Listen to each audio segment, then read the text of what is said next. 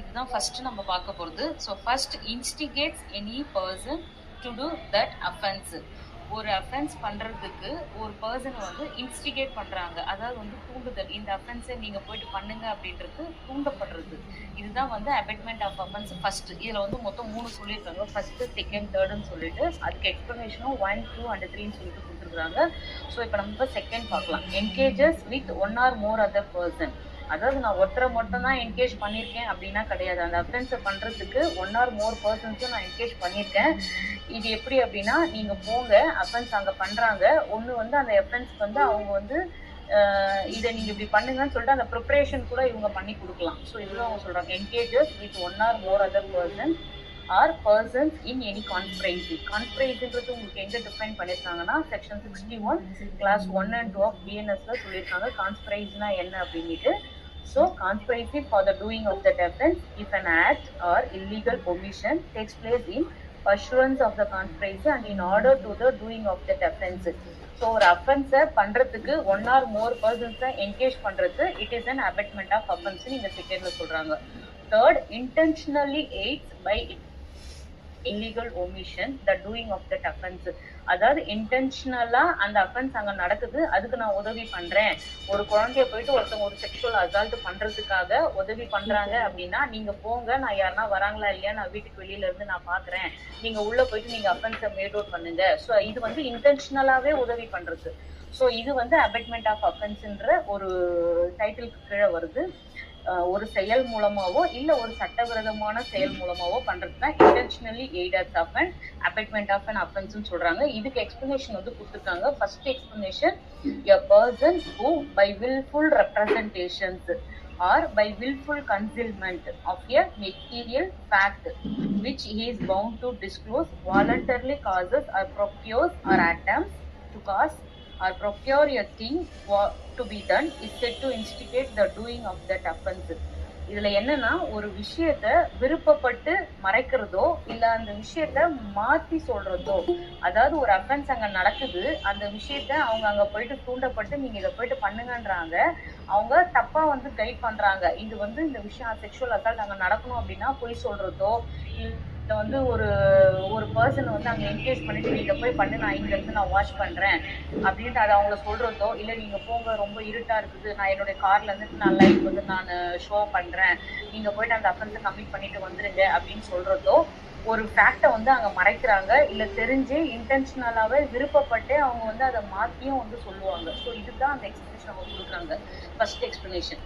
Second explanation வந்து whoever either prior to or at the time of commission of an act does anything in order to facilitate the commission of that act and thereby facilitates the commission thereof is said to aid the doing of that act. இதுல என்ன சொல்றாங்கன்னா, குற்றம் செய்யறதுக்கு உதவி பண்றது, அப்படி இல்லைன்னா அந்த வசதியை வந்து ஏற்படுத்தி கொடுக்கறது. அதாவது உதவி பண்ணா மட்டும் கிடையாது, நீங்க போங்க, நான் என்னுடைய காரை நான் உங்களுக்கு கொடுக்குறேன், இல்ல என்னுடைய பைக்கை நான் கொடுக்குறேன், ஸோ இந்த அரேஞ்ச்மெண்ட்ஸை நான் பண்ணி கொடுக்குறேன், நீங்க போயிட்டு அந்த அஃபென்ஸை பண்ணுங்கன்னு சொல்லிட்டு அந்த கமிஷன் அந்த கமிஷன் ஆஃப் அஃபென்ஸை பண்றதுக்கு இவங்க ஃபெசிலிட்டேட் பண்ணி கொடுப்பாங்க. அது எப்பன்னா ஒரு அஃபென்ஸ் நடக்கிறதுக்கு முன்னாடி, அப்படி இல்லைன்னா அந்த அக்கரன்ஸ் வந்து நடந்துட்டு இருக்கும் போதே இவங்க வந்து அந்த உதவியை வந்து பண்றது. ஒரு அஃபென்ஸ் நடந்துட்டே இருக்குது, யாரோ அவங்க வரா மாதிரி இருக்கிறாங்கன்னு சொல்றதுக்குமே கூட அது வந்து அபெட்மெண்ட் ஆஃப் அன் அஃபென்ஸ் அப்படின்னு சொல்றாங்க. இதுல prior to or at the time of offense இவங்க ஆஃப்டர்னு சொல்லல. So either prior or at the time of offense, நடந்துட்டு இருக்கும் போது இல்ல நடக்கிறதுக்கு முன்னாடி. இதுதான் இந்த எக்ஸ்பிளனேஷன்.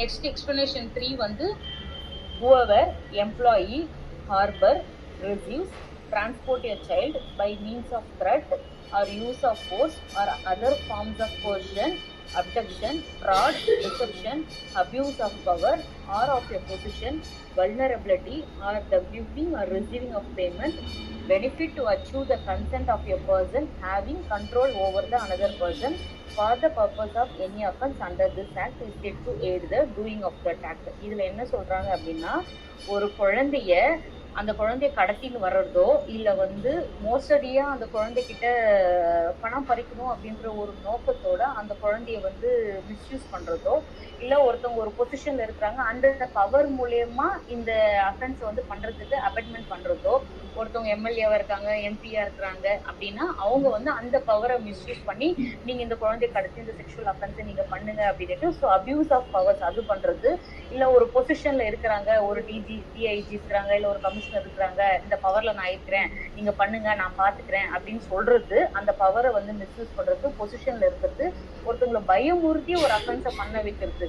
இந்த மாதிரி இதை நீங்க வந்து இதை பண்ணல அப்படின்னா நான் வந்து வீட்டுல சொல்லிடுவேன், இல்ல நான் வெளியில வந்து ஏதாச்சும் நான் சொல்லி உங்களுடைய பேரை வந்து நான் வந்து இருக்கிறதோ அந்த மாதிரி ரொம்ப அவங்கள பயமுறுத்தி இல்ல அவங்கள வற்புறுத்தி அதுக்கப்புறமா ஒரு ஃபோர்ஸை வந்து ரொம்ப த்ரெட்டன் பண்ணியோ இல்லை ரொம்ப ஃபோர்ஸ்ஃபுல்லா ஒரு விஷயத்த பண்றது, அப்புறம் ஒரு குழந்தைய கடத்தி இங்க இருந்து இன்னொரு இடத்துக்கு டிரான்ஸ்போர்ட் பண்றது, அப்புறம் பணம் வந்து கொடுக்கறது, ஒரு குழந்தைய வந்து கடத்தலுக்கு கொடுக்குற பணம், இல்லை ஒரு குழந்தைய வந்து நான் உங்ககிட்ட நான் கொடுக்குறேன் அதுக்கு நான் ரிசீவ் பண்ற பணம்.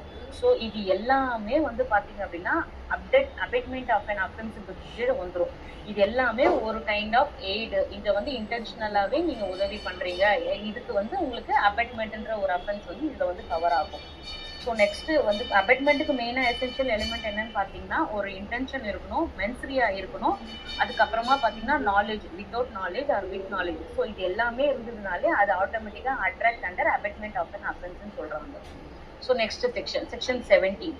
ஸோ இந்த செக்ஷன் 16க்கு வந்து நான் உங்களுக்கு 2 ஜட்மெண்ட் கொடுக்குறேன். ஒன்று வந்து கன்விக்ஷனுக்கு ஒரு ஜட்மெண்ட் கொடுத்துட்றேன், அக்யூட்டலுக்கு ஒரு ஜட்மெண்ட் கொடுத்துட்றேன். கன்விக்ஷனுக்கு ஜட்மெண்ட் என்னன்னா சுனில் அலை Smith versus state of Maharashtra 2020 all MR criminal 1218 volume 3. இதுல வந்து என்ன சொல்றாங்க அப்படின்னா அபெட்மெண்ட் வந்து ஒருத்தவங்க ஒரு அஃபென்ஸ் பண்றாங்க, நீங்க உள்ள போயிடுங்க, அந்த குழந்தை வீட்டுல தனியா தான் இருக்கு, அவங்க அப்பா அம்மா எல்லாருமே வேலைக்கு போயிட்டாங்க, அந்த குழந்தை வீட்டுல தனியா இருக்குது, ஸோ நீங்க உள்ள போயிட்டு அந்த அஃபென்ஸை கமிட் பண்ணிட்டு வெளில வந்துருங்க, நான் வெளியில இருந்து நான் பாக்குறேன் அப்படின்ட்டு ஏவை டைரக்ட் பண்ணி பி சொல்றாரு. பி என்ன பண்றாரு, ஏ உள்ள போனோடனே தாப்பாடு போட்டுறாரு. ஸோ அந்த அஃபென்ஸ் உள்ள வந்து ஏ பண்றாரு, பி வந்து வெளியில நின்றுட்டு இதை செய்யறாரு. ஸோ இது வந்து பி வந்து இந்த இடத்துல அபெட்டார் அப்படின்னு சொல்லிட்டு இவர் வந்து மெயினா வந்து கன்விக்ட் பண்ணணும்னு சொல்லிட்டு கன்விக்ட் பண்ணி A1க்கு என்ன பனிஷ்மெண்ட் கொடுக்குறாங்களோ the same punishment considered as abettor, இவருக்கும் அதே பனிஷ்மெண்ட் கொடுத்து இந்த ஜட்மெண்ட்ல வந்து கன்விக்ஷன் கொடுத்துறாங்க. இதுதான் இந்த ஜட்மெண்ட். அக்யூட்டலுக்கு ஒரு ஜட்மெண்ட் வந்து Asha Patel Alice Asha Sagar Rati versus state of Maharashtra.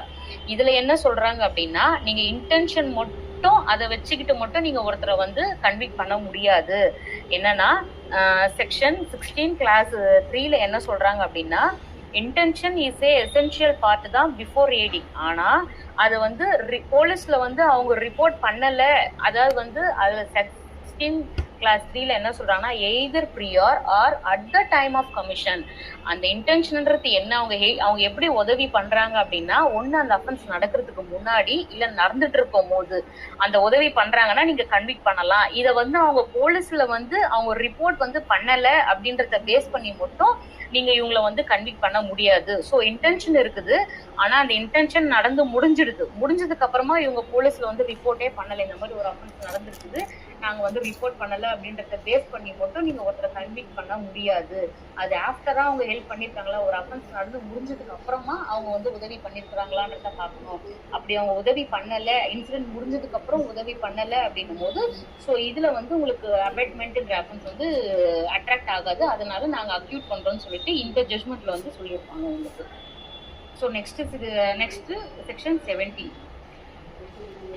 Punishment for abetment. So இந்த அபெட்மெண்ட்டுக்கு உண்டான பனிஷ்மெண்ட் என்னன்னு பார்த்தீங்கன்னா whoever abets any offense under this act if the act abetted is committed in consequences of the abetment shall be punished with punishment provided for that offense. இதுல என்ன சொல்றாங்கன்னா A1 வந்து என்ன offence sexual ஹராஸ்மெண்ட்டோ இல்லை sexual அசால்ட்டோ என்ன offence அவர் பண்றாரோ அந்த அஃபென்ஸ்க்கு உண்டான punishment சேமா இந்த அபெட்டருக்கும் அட்ராக்ட் ஆகுன்றாங்க. அதுக்கு ஈக்குவலா தான் நீங்க ட்ரீட் பண்ணி பனிஷ்மெண்ட்டை கொடுக்கணும் அப்படின்ட்டு இந்த செக்ஷன் சொல்லுது. ஸோ A1க்கு லைஃப் இம்ப்ரிசன்மெண்ட்னா A2 அபெட்டாருக்கும் சேம் லைஃப் இம்ப்ரிசன்மெண்ட் தான் அப்படின்ற மாதிரி இந்த செக்ஷன் சொல்றாங்க. இதுக்கு எக்ஸ்பிளனேஷன் ஒன்று கொடுத்துருக்காங்க. An act or offense is said to be committed in consequences of abetment when it is committed in consequences of the instigation or pursuance of the conspiracy or with the aid which constitutes the abetment. நீங்க தூண்டுதல், ஒருத்தருடைய தூண்டுதல் மூலியமா அந்த offence பண்ணியிருந்தாலும், இல்ல நீங்க கூட்டு சதி மூலியமா ஒரு அஃபென்ஸ் பண்ணியிருந்தாலும், இல்ல நீங்க ஒருத்தவங்களுக்கு இன்டென்ஷனலா நாங்க உங்களுக்கு உதவி பண்றேன் அப்படின்ற மாதிரி நீங்க வந்து ஹெல்ப் பண்ணியிருந்தனாலும் இது எல்லாமே அபட்மெண்ட் ஆன அஃபென்ஸ் உள்ள வரும். இது எல்லாமே வந்து உங்களுக்கு A1க்கு A2க்கு என்ன பனிஷ்மெண்டோ சேம் பனிஷ்மெண்ட் தான் உங்களுக்கு அபெட்டா இருக்கும், உங்களுக்கு வந்து அட்ராக்ட் ஆகுன்றது இந்த பனிஷ்மெண்ட் செக்ஷன்ல சொல்றாங்க. ஸோ நெக்ஸ்ட் 18 பாத்தீங்கன்னா punishment for attempt to commit an offence. இது வந்து நீங்க ஒரு அட்டெம்ப்ட் பண்ணீங்க அப்படின்னாலே இதுக்கு punishment. whoever attempts to commit any offense punishable under this act or cause such an offense to be committed.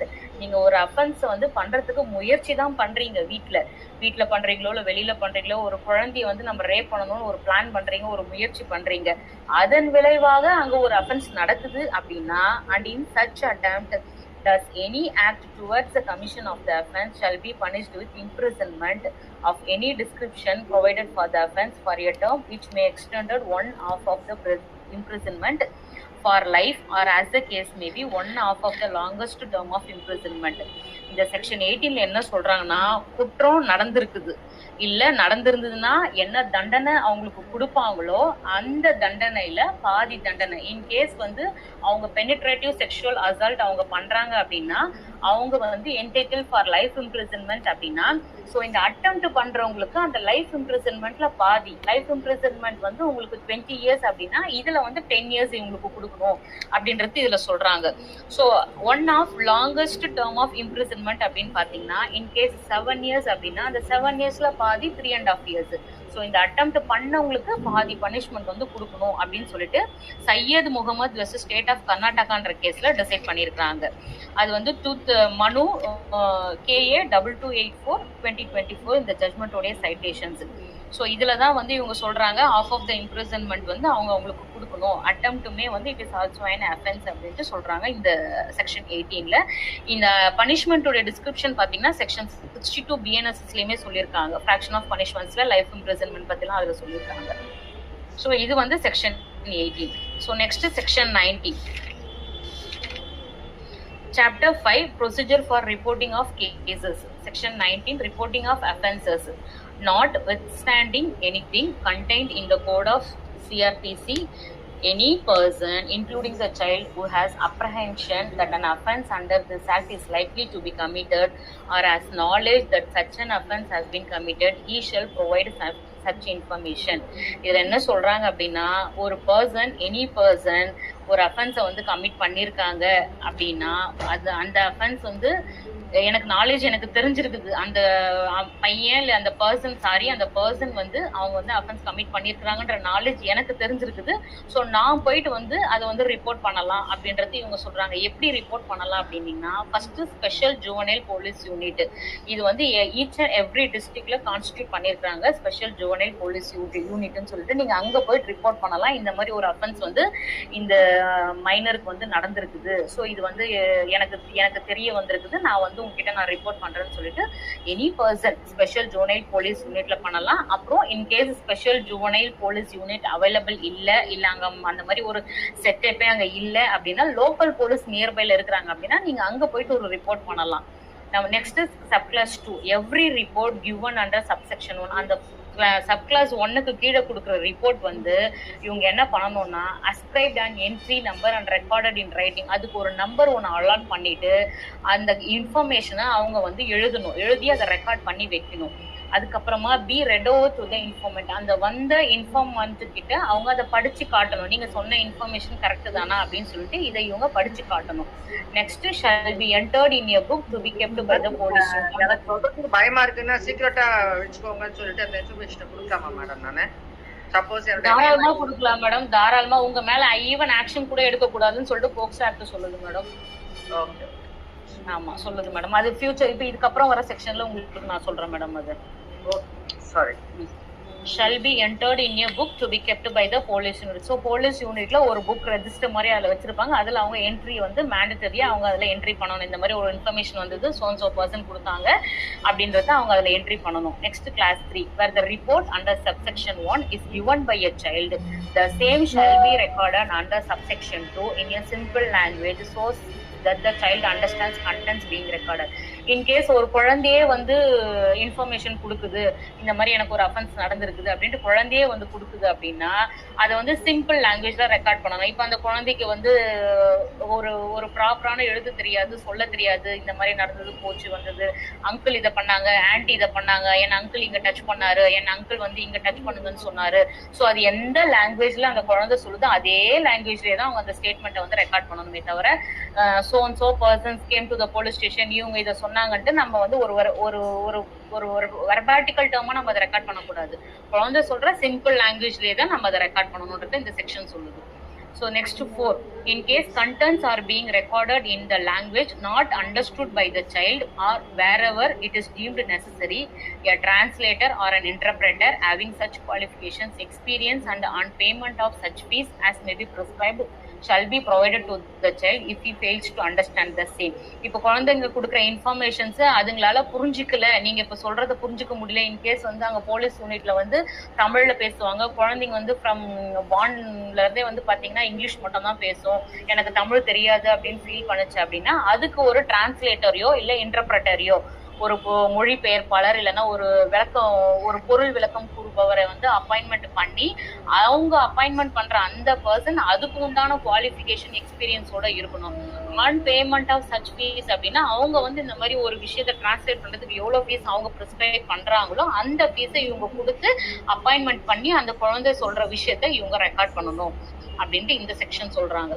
So next section subclass 5, where the special juvenile police unit or local police is satisfied that the child against whom an offence has been committed is in need of care and protection, then it shall, after recording the reasons in writing, make immediate arrangement to give him such care and protection, including admitting the child into shelter home or to the nearest hospital within 24 hours of the report as may be prescribed.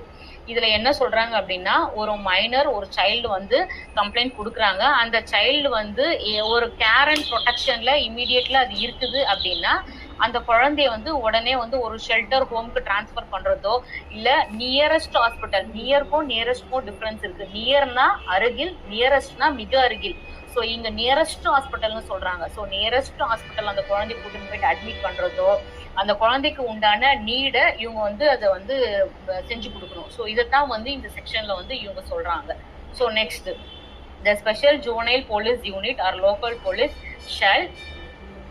shall without unnecessary delay but within a period of 24 hours report the matter to the child welfare committee and special court or where no special court has been designated to the court of session, including name of the child for care and protection and steps taken in this regard.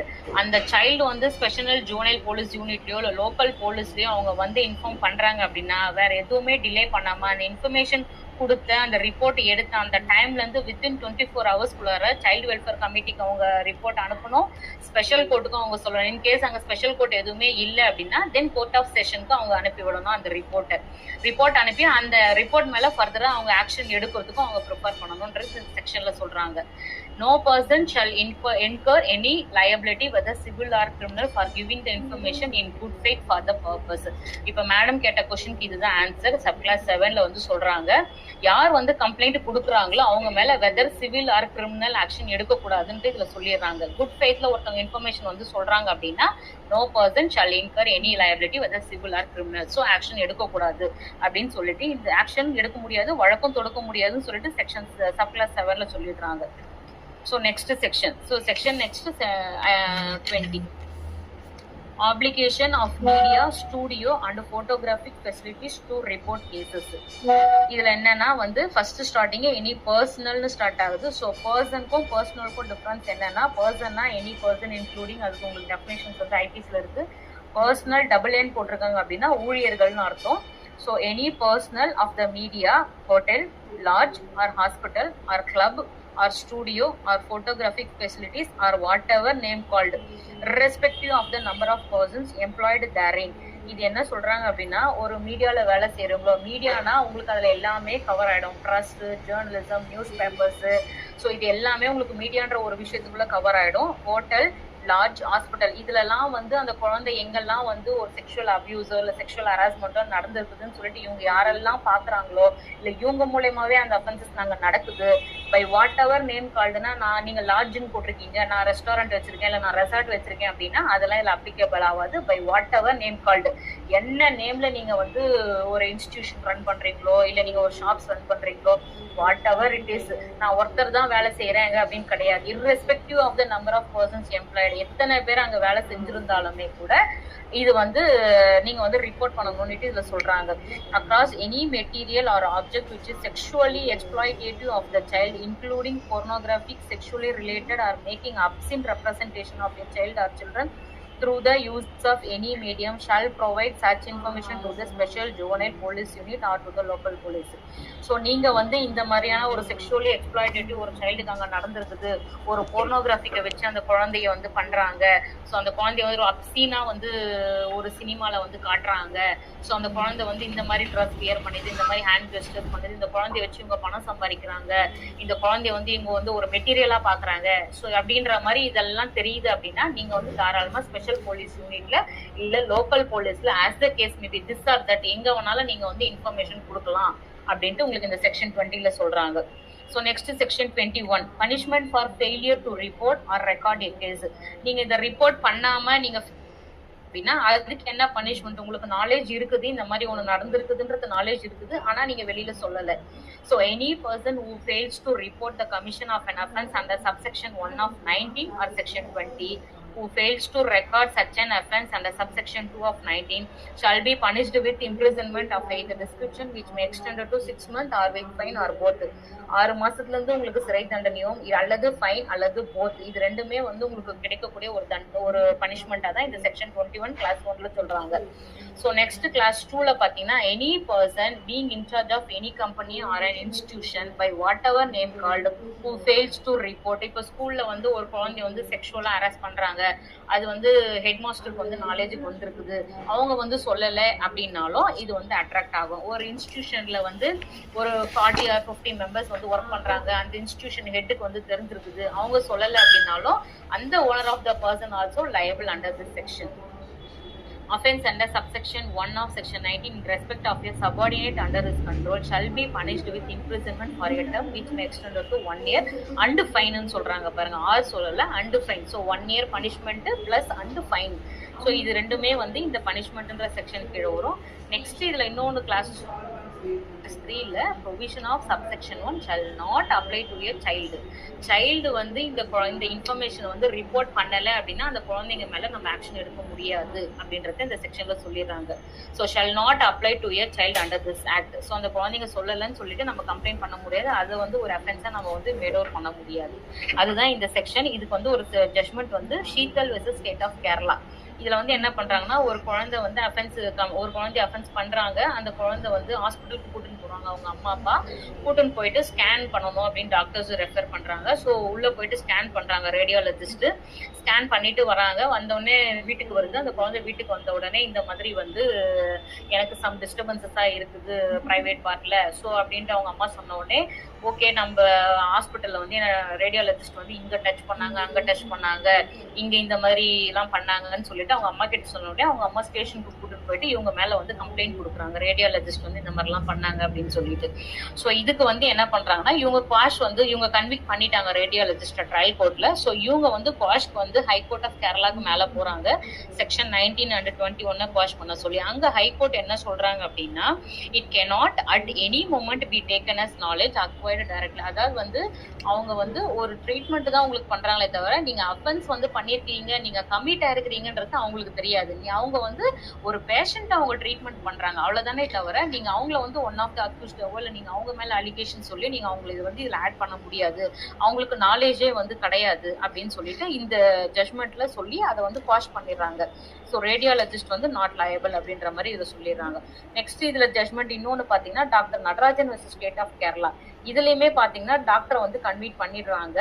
என்னன்னா வந்து இந்த மாதிரி ட்ரீட்மெண்ட்டுக்கு போறாங்க, doctor வந்து some abusive languages பேசுறாங்க, குழந்தைய வந்து ரொம்ப மெடிக்கல் எக்ஸாமினேஷன்ஸ் எல்லாம் பண்ணும்போது வந்து அங்க தொடர்றது இங்க பண்ணி கேஸ் ஃபைல் பண்ணி டாக்டரை வந்து கன்விக்ட் பண்ணிடுறாங்க. இவங்களுமே ஹைகோர்ட்டுக்கு போகும்போது அவங்க என்ன சொல்றாங்கன்னா டாக்டர் வந்து ஜஸ்ட் ட்ரீட்டட் த பேஷண்ட் தானே தவிர not a reason has knowledge about rape of victim. அவங்களுக்கு இவங்க வந்து ஒரு ரேப் விக்டிம்ன்ற ஒரு நாலேஜும் அவங்களுக்கு தெரியாது. அவங்களுடைய பிரைம் டியூட்டி என்னன்னா ட்ரீட் த பேஷண்ட், அவ்வளவுதான். அதுதானே தவிர ஸோ இவங்க ரேப் விக்டிமா இல்லை வந்து பெனிட்ரேட்டிவ் அக்ரவேட்டட் செக்ஷுவல் அசால்ட் விக்டிமா அப்படின்றது அவங்களுக்கு எதுவுமே தெரியாது. ஸோ அதனால வந்து இந்த கேஸையுமே அவங்க வாஷ் பண்ணாங்க. சொல்லிட்டு தானே மேடம் இந்த மாதிரி டாக்டர் கிட்ட கூட்டிட்டு போகும்போது இந்த ரேப் விக்டிம் இந்த மாதிரி ப்ராப்ளம் இருக்கு உங்களை சொல்ல மாட்டாங்க மேடம், சொல்ல மாட்டாங்க ma'am. Most of the parents சொல்ல மாட்டாங்க மேடம். இந்த மாதிரி சிம்டம்ஸ் இருக்குது, ஸோ இந்த மாதிரி நீங்க பாருங்கன்னு மட்டும்தான் பேரண்ட்ஸ் சொல்லுவாங்களே தவிர இந்த மாதிரி இவங்க ரேப் விக்டிம்னு அங்க ரிவீல் பண்ண மாட்டாங்க மேடம் பேரண்ட்ஸ் மோஸ்ட்லி. அப்ப என்னன்னு ஒரு மாதிரி உடம்பு சரியில்லை அப்படின்ற மாதிரி கூட்டிட்டு போறாங்க. மோஸ்ட் ஆஃப் த விக்டிம்ஸ் பாத்தீங்கன்னா வயிறு வலியா இருக்குது, நாங்க வந்து மஞ்சள் காமாலையா இருக்குமோன்னு நினைச்சோம், இல்ல நாங்க வந்து ஜுரமா இருக்கும் நாங்க ட்ரீட்மெண்ட் பண்ணோம், அதுக்குண்டான நாங்க டேப்லெட் கொடுத்துட்டு இருந்தோம் அப்படின்ட்டு நியர்லி 7 months வரைக்குமே கூட பேரண்ட்ஸ் வந்து அவேர்னஸ் இல்ல மேடம். அந்த மாதிரி இருந்து அவங்க அப்புறம் கவர்மெண்ட் ஹாஸ்பிட்டல் பிரைவேட் ஹாஸ்பிட்டல்ல கூட சொல்ல மாட்டேன்றாங்க. கவர்மெண்ட்டுக்கு ரெஃபர் பண்ணதுக்கு அப்புறம் தான் அவங்க ஃபைண்ட் அவுட் பண்ணி இந்த மாதிரி நடந்திருக்குதுன்னு உடனே டைரக்டா போலீஸ் ஸ்டேஷனுக்கு இன்ஃபார்ம் பண்ணி எஃப்ஐஆர் ரெஜிஸ்டர் பண்ணி அதுக்கப்புறம் இந்த மாதிரி இவங்க ரேப் விக்டிம் இவங்க செக்ஷுவல் அசால்ட் விக்டிம்ன்றத அவங்க ஃபைண்ட் அவுட் கொடுக்குறாங்க. அப்புறமா தான் பேரண்ட்ஸ்க்கு நாலேஜ் வருது. இந்த மாதிரி தான் நடக்குது. ஸோ அவங்க ரிவீல் பண்ண மாட்டாங்க மேடம், பேரண்ட்ஸும் ரிவீல் பண்ண மாட்டாங்க. ஹாஸ்பிட்டல்லையுமே வந்து பிரைவேட்டா இருந்தா சொல்ல மாட்டாங்க, கவர்மெண்டா இருந்தா டைரக்டா அவங்க போலீஸ் ஸ்டேஷனுக்கு இன்ஃபார்ம் பண்ணிடுவாங்க. மேம் வெஜைனல் எக்ஸாமினேஷன் போன இடத்துல வந்து அந்த ரேடியாலஜிஸ்ட போய் இவங்க எப்படி மேம் இது பண்றாங்க? அவங்க என்ன சொல்றாங்கன்னா அந்த குழந்தை வந்து வீட்டுல வந்து சொல்லுது மேடம், என்ன வந்து இங்க தொட்டாங்க, என்ன அங்க தொட்டாங்க, வயித்துல வந்து இந்த மாதிரி அவங்க பிரஸ் பண்ணாங்க, அவங்க வந்து டிஃப்ரெண்ட் எல்லாம் அவங்க வந்து என்ன டச் பண்ணாங்க. பேரண்ட்டுக்கு தெரியல மேம் இந்த பாப்பா இந்த மாதிரி ஆயிருக்குன்ட்டு. அது தெரியாது மேடம், பேரண்ட்ஸ்க்கு தெரியலன்றதுனாலதான் இவங்க ஹாஸ்பிட்டலுக்கு போறாங்க. ஹாஸ்பிட்டல்ல போயிட்டு அவங்க வந்து யூஷுவல் ஸ்கேனுக்கு என்ன ப்ரொசீஜரோ அவங்க அதை பண்றாங்க. அதை பண்ணிட்டு இவங்க வீட்டுக்கு வராங்க. வீட்டுக்கு வந்ததுக்கு அப்புறம் இங்க தொட்டாங்க அங்க தொட்டாங்கன்னு சொல்லும் போது இவங்க கம்ப்ளைண்ட் ரைஸ் பண்ணி அங்க வந்து டாக்டர்ஸ் வந்து சொல்றாங்க இவங்க வந்து ஷீ இஸ் ரேப்டு அப்படின்ற மாதிரி. அப்புறமா தான் அவங்களுக்கு வந்து நாலேஜே போகுது. சோ இந்த மாதிரி தான் மோஸ்ட் ஆஃப் த கேசஸ்ல வந்து நடக்குது. பேரண்ட்ஸ் வந்து அவேர்னஸ் கிடையாது மேடம், அப்படிதான் இருக்குது. இப்ப உங்களுக்கு இன்னொரு கேஸ் பாத்தீங்கன்னா இது வந்து அட்வொகேட் நமக்கு ரிலேட்டடான ஒரு கேஸ் நான் சொல்றேன். Indira AV versus state of Kerala. இதுல என்னன்னா ஒரு விக்டிம் வந்து விக்டிம் ஃபேமிலி வந்து அட்வொகேட் கிட்ட போறாங்க. இந்த மாதிரி வந்து என் குழந்தைக்கு நடந்திருக்குது, எனக்கு 5 மாசம் கழிச்சுதான் வந்து தெரிய வந்தது, பாப்பாக்கு வந்து ஏதோ பிரைவேட் பார்ட்ல வந்து ரெட்டிஷா இருக்குது, ஸோ ஸ்வெல்லிங்கா இருக்குதுன்னு சொன்னா நாங்க பார்த்தோம், இந்த மாதிரி நடந்திருக்குது. உட்கார வச்சு கூப்பிட்டு கேட்கும் போது தான் சரி நம்ம ஒரு லீகல் அட்வைஸ் லீகலா நம்ம போலான்னு சொல்லிட்டு ஒரு அட்வொகேட் கிட்ட போறாங்க, ஒரு லேடி அட்வொகேட் கிட்ட. அவங்க பேர் Indira AV versus state of Kerala. இது கேஸ். அவங்க அங்க போன உடனே எல்லாத்தையுமே சொல்றாங்க. இவங்க என்ன பண்றாங்க அப்படின்னா அந்த லேடி அட்வொகேட் மேல வந்து ஆப்போசிட் சைட்ல ஒரு கேஸ் வந்து ஃபைல் பண்றாங்க. என்னன்னா நீங்க வந்து அத்தாரிட்டி கிட்ட நீங்க ஏன் ரிப்போர்ட் பண்ணல, இந்த மாதிரி ஒரு குழந்தை வந்து விக்டிம்னு உங்களுக்கு தெரியுது இல்லையா, தெரிஞ்ச உடனே நீங்க ஏன் ஆஸ் பர் செக்ஷன் வந்து 19 படி நீங்க ஏன் வந்து நீங்க ரிப்போர்ட் பண்ணல நீங்க போலீஸ் யூனிட்டுக்கு அப்படின்னு சொல்லிட்டு அவங்க மேல வந்து கேஸ் ஃபைல் பண்றாங்க. இவங்க என்ன பண்றாங்கன்னா அதுல கன்விக் பண்ணிடுறாங்க இந்திரா அந்த அட்வொகேட்டை. இவங்க அப்பீல் வந்து ஸ்டேட் ஆஃப் கேரளா ஹைகோர்ட்டுக்கு போறாங்க. அங்க அப்பீல்ல போயிட்டு என்ன சொல்றாங்க அப்படின்னா ஒரு கிளைண்ட் வராங்க அப்படின்னா நம்ம வந்து ப்ரொஃபஷனல் கம்யூனிகேஷன்றது வந்து ஆஸ் பர் செக்ஷன் 132 ஆஃப் பிஎஸ்ஏல இருக்குது. அதாவது வந்து இந்த இந்தியன் எவிடன்ஸ் ஆக்ட்ல செக்ஷன் 132 ஆஃப் பிஎஸ்ஏ. இப்ப அதுல இருந்து என்ன சொல்றாங்கன்னா அது வந்து it is well protected by the privilege. அவங்க வந்து ப்ரொஃபஷனல் கம்யூனிகேஷன் தான் அவங்க பண்றாங்களே தவிர அவங்களுக்கு வந்து அது ப்ரொஃபஷன். ஒரு கிளைண்ட் வராங்க, அவங்க இன்ஃபர்மேஷன் வந்து அங்க வந்து சொல்றாங்க, அது வந்து கன்சர்ன் பர்சனுடைய கன்சென்ட் இல்லாம அவங்க அதை வந்து வெளியில சொல்ல முடியாது. வித்தவுட் பேரண்ட்ஸ் கன்சென்ட்டோ இல்ல வித்தவுட் அந்த சைல்டுடைய கன்சென்ட்டோ இல்லாம அவங்க வந்து அந்த விஷயத்தை வந்து வெளியில சொல்ல முடியாது. It is privacy of the advocates with கிளைண்ட்ன்ற மாதிரி வந்து சொல்லி அந்த கேஸ் வந்து சொல்லுவாங்கல்ல மேம். அத ஆமாங்க மேடம், ஆமாங்க மேடம். ஸோ அப்படின்னு சொல்லிட்டு அந்த எஃப்ஐஆர் வந்து அவங்க குவாஷ் பண்றாங்க. It is purely section 126 of Indian evidence act, அதாவது பிஎஸ்ஏ ப்ரொஃபஷனல் கம்யூனிகேஷன். இதை வந்து நீங்க வந்து அது அலிகேஷனா நீங்க ஒரு அட்வொகேட் மேல ஃபைல் பண்ணி நீங்க கேஸ் வந்து ஃபைல் பண்ண முடியாதுன்னு சொல்லிட்டு இந்த கேஸை வந்து அவங்க குவாஷ் பண்ணிடுறாங்க. ஸோ இதுதான் இந்த கேஸுடைய க்ரக்ஸ் மேடம். ஸோ நெக்ஸ்ட் வந்து செக்ஷன் 21 நம்ம பார்த்துட்டோமா? Yes ma'am. So next section 22 ma'am, punishment for false complaint or false information. இது என்னன்னா any person who makes false complaint or provide false information against any person in respect of an offence committed under section 3, 5, 7 and section 9 solely with intention to humiliate, extort or threaten or defame him shall be punished with imprisonment for a term which may extend to 6 months or with fine or with both. இது என்னன்னா ஃபால்ஸா ஒரு complaint வந்து கொடுக்கறது. இந்த மாதிரி நான் வந்து செக்ஷுவலா நான் அசால்ட் ஆயிட்டேன், நான் வந்து என்னை வந்து இத்தனை பேர் சேர்ந்து என்ன ரேப் பண்ணிட்டாங்க, நான் வந்து ஐ எம் ஏ விக்டிம் அப்படின்னு சொல்லிட்டு ஒரு ஃபால்ஸ் கம்ப்ளைண்ட். அப்படி இல்லைன்னா ஒரு அன்னோன் பர்சன் வந்து அவங்கள வந்து அதாவது வந்து ஏதாவது ரிவெஞ்ச் எடுக்கிறதுக்காகவோ இல்ல நான் வந்து பணம் பறிக்கணும்ன்ற நோக்கம், நான் வந்து உங்ககிட்ட இருந்து நான் பணம் வாங்கணும், உன் குழந்தைக்கு இந்த மாதிரி நடந்ததுன்னு சொல்லிட்டு நான் வெளியில போயிட்டு நான் வந்து சொல்லிட்டேன் அப்படின்னா உன்னுடைய நேம் வந்து பெயர் கலங்கடிச்சிடுவேன், டீஃபேம் பண்ணிடுவேன், உன்னை நான் மிரட்டி ஒரு ஃபால்ஸ் கம்ப்ளைண்ட் வந்து நான் எடுத்துன்னு போயிட்டு நான் ஸ்டேஷன்ல நான் கொடுத்துருவேன். ஸோ இந்த மாதிரிலாம் மிரட்டியோ துன்புறுத்தியோ ஒருத்தவங்களை அவமானப்படுத்தியோ இந்த மாதிரி ஒரு ஃபால்ஸ் கம்ப்ளைண்ட் வந்து section 3579 sexual assault, penetrative sexual assault, aggravated sexual assault, இது எல்லாமே அவங்க பண்ணதா அவங்க வந்து ஒரு கம்ப்ளைண்ட் மேக் பண்றாங்க அப்படின்னா அதுக்கு 6 months imprisonment or fine or with both. இதுக்கு ஒரு எக்ஸாம்பிள்ஸ் வந்து என்னன்னா, ஈவன் வந்து பேரண்ட்ஸே வந்து ஒரு கேஸ்ல வந்து என்ன பண்ணிருக்காங்கன்னா, அவங்க குழந்தைக்கு வந்து ரெட் சில்லி பவுடர் இருக்கு பாருங்க, அந்த சில்லி பவுடரை வந்து வெஜ்னால போட்டுட்டு இரிட்டேஷனை கிரியேட் பண்ணிட்டு இன்ஃப்ளமேஷனை உண்டு பண்ணிட்டு அவங்க போயிட்டு ஃபால்ஸா ஒரு ரேப் கம்ப்ளைண்ட் வந்து ஸ்டேஷன்ல போயிட்டு கொடுக்குறாங்க அவங்களுடைய பேரண்ட்ஸே. இந்த மாதிரி வந்து என் பொண்ணை வந்து சோ பர்சன்ஸ் வந்து ரேப் பண்ணிட்டாங்க, அதாவது ப்ரீவியஸ் என்விடி யாருக்குடியாச்சும் இருக்கும், அவங்கள பழி வாங்கணுன்ற நோக்கத்தோட இந்த மாதிரி வந்து பேரண்ட்ஸே வந்து ஒரு கம்ப்ளைண்ட் வந்து ரைஸ் பண்றாங்க. சோ இந்த மாதிரி கம்ப்ளைண்ட் ரைஸ் பண்றவங்களுக்கு வந்து பனிஷ்மெண்ட் வந்து 6 months or fine or with both. இந்த கேஸோட ஜட்மெண்ட் பாத்தீங்கன்னா Mahesh Chand versus state of Rajasthan. பேரண்ட்ஸே வந்து இந்த மாதிரி பண்ணி குழந்தைய வந்து டியூன் பண்ணி நீங்க இந்த மாதிரி ஒரு சர்க்கம்ஸ்டியல் ஸ்டோரியை வந்து ரெடி பண்ணி ரேப் இப்படிதான் நடந்ததுன்னு சொல்லிட்டு அந்த குழந்தைகிட்ட சொல்லி ஜெனிட்டல்ஸ்ல அந்த இதெல்லாம் போட்டு சில்லிஸ்லாம் போட்டு இரிட்டேஷன் உண்டு பண்ணி இந்த மாதிரி எல்லாம் பண்ணியிருக்காங்க இந்த கேஸ்ல. இதை வந்து ஃபைண்ட் அவுட் பண்ணி அதுக்கப்புறமா இந்த கேஸை வந்து அவங்க டிஸ்மிஸ் பண்ணியிருக்காங்க. நிறைய 1 மார்க்லயும் இந்த கொஸ்டின்ஸ் கேட்டிருக்காங்க. குழந்தைங்க வந்து இந்த மாதிரி ஃபால்ஸா இன்ஃபர்மேஷன் மேக் பண்ணாங்க அப்படின்னா அவங்க பனிஷ்மெண்ட் பண்றாங்களா இல்லையா அப்படின்ட்டு. ஸோ இதை வந்து நோட் பண்ணிக்கோங்க. So next 22 class 3, whoever not being a child makes a false complaint or provides a false information against a child knowing it to be false, thereby victimizing such child in any of the offences under this act shall be punished with imprisonment may extend to 1 year. அதாவது வந்து குழந்தைங்க கிடையாது, வேற ஒரு third பர்சனோ என்னவோ அவங்க ஒரு falls கம்ப்ளைண்ட்டை வந்து மேக் பண்ணி அந்த குழந்தை மேல ஒரு ஃபால்ஸ் இன்ஃபர்மேஷனை வந்து கிரியேட் பண்றது. அந்த குழந்தைக்கும் அதுக்கும் நாலேஜே இருக்காது, அதுக்கு ஒரு அவேர்னஸே இருக்காது. இந்த மாதிரி நீ வந்து தப்பு பண்ணிட்ட, நீ உன்னை வந்து ஒருத்தவங்க ரேப் பண்ணிட்டாங்க, அதனால நான் வந்து ஒரு கம்ப்ளைண்ட் வந்து நான் கொடுக்க போறேன், அது வந்து தப்புன்னு இந்த சொல்ற பர்சன்ஸ்க்கு தெரியும், அந்த குழந்தைக்கு தெரியாது. அந்த மாதிரி சொல்லி ஒரு கம்ப்ளைண்ட் வந்து ஃபால்ஸா எடுத்துட்டு போயிட்டு கொடுக்குறது, அந்த குழந்தைய வந்து விக்டிமைஸ் பண்றது. நீ வந்து விக்டிம் அப்படின்ட்டு அந்த குழந்தை ஆக்சுவலா அந்த மாதிரி நடந்திருக்காது, ஆனா அந்த மாதிரி விக்டிமைஸ் பண்ணி ஃபால்ஸ் கம்ப்ளைண்ட் ஒன்று ரெடி பண்றது. அப்படி அந்த மாதிரி பண்றவங்களுக்கு இந்த செக்ஷன்ல பாத்தீங்கன்னா 1 year punishment or fine or both. So இது வந்து இந்த section. So next 23 section procedure for media வந்து என்னெல்லாம் நடைமுறையை வந்து கடைபிடிக்கலாம் அப்படின்னு சொல்றாங்க.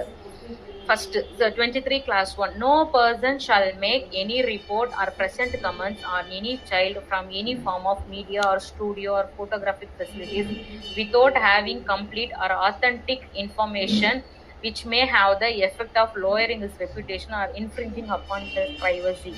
அதாவது ஒரு இமேஜ வந்து ஒரு குழந்தையோட இமேஜ் வந்து பப்ளிக்ல வந்து போஸ்ட் பண்றதோ, அதுல வந்து கமெண்ட் பண்றதோ, இல்ல வந்து ஒரு ஸ்டூடியோல கூட்டிட்டு போயிட்டு ஒரு குழந்தைய வந்து ஒரு கிளாமரஸா ஒரு போட்டோஸ் எடுக்கிறதோ, இல்ல வந்து ஒரு வெளியில ஒரு செட்டப் ஒன்று பண்ணி அங்க வந்து ஒரு போட்டோ ஸ்டுடியோஸ் அந்த குழந்தைங்களை வச்சு எடுக்கிறதோ, ஸோ இந்த மாதிரிலாம் வந்து பண்ணி அந்த இன்ஃபர்மேஷன் வந்து அவங்க வெளியில பப்ளிசைஸ் பண்றது. அது வந்து ஆத்தென்டிக்கான இன்ஃபர்மேஷன் தானா இல்ல அது ஒரு முழுமையான உண்மையான இன்ஃபர்மேஷன் தானா அப்படின்னு தெரியாமலேயே அவங்க அதை வந்து பப்ளிசைஸ் பண்ணி அவங்களுடைய ரெப்யூட்டேஷன் வந்து லோயர் பண்றது. ஸோ இது எல்லாமே பாத்தீங்கன்னா பண்ணக்கூடாது அப்படின்ட்டு சொல்றாங்க. Next, no report in any media shall disclose identity of the child including his name, address, photograph, family details, school, neighborhood or any other particulars which may lead to disclosure of identity of the child.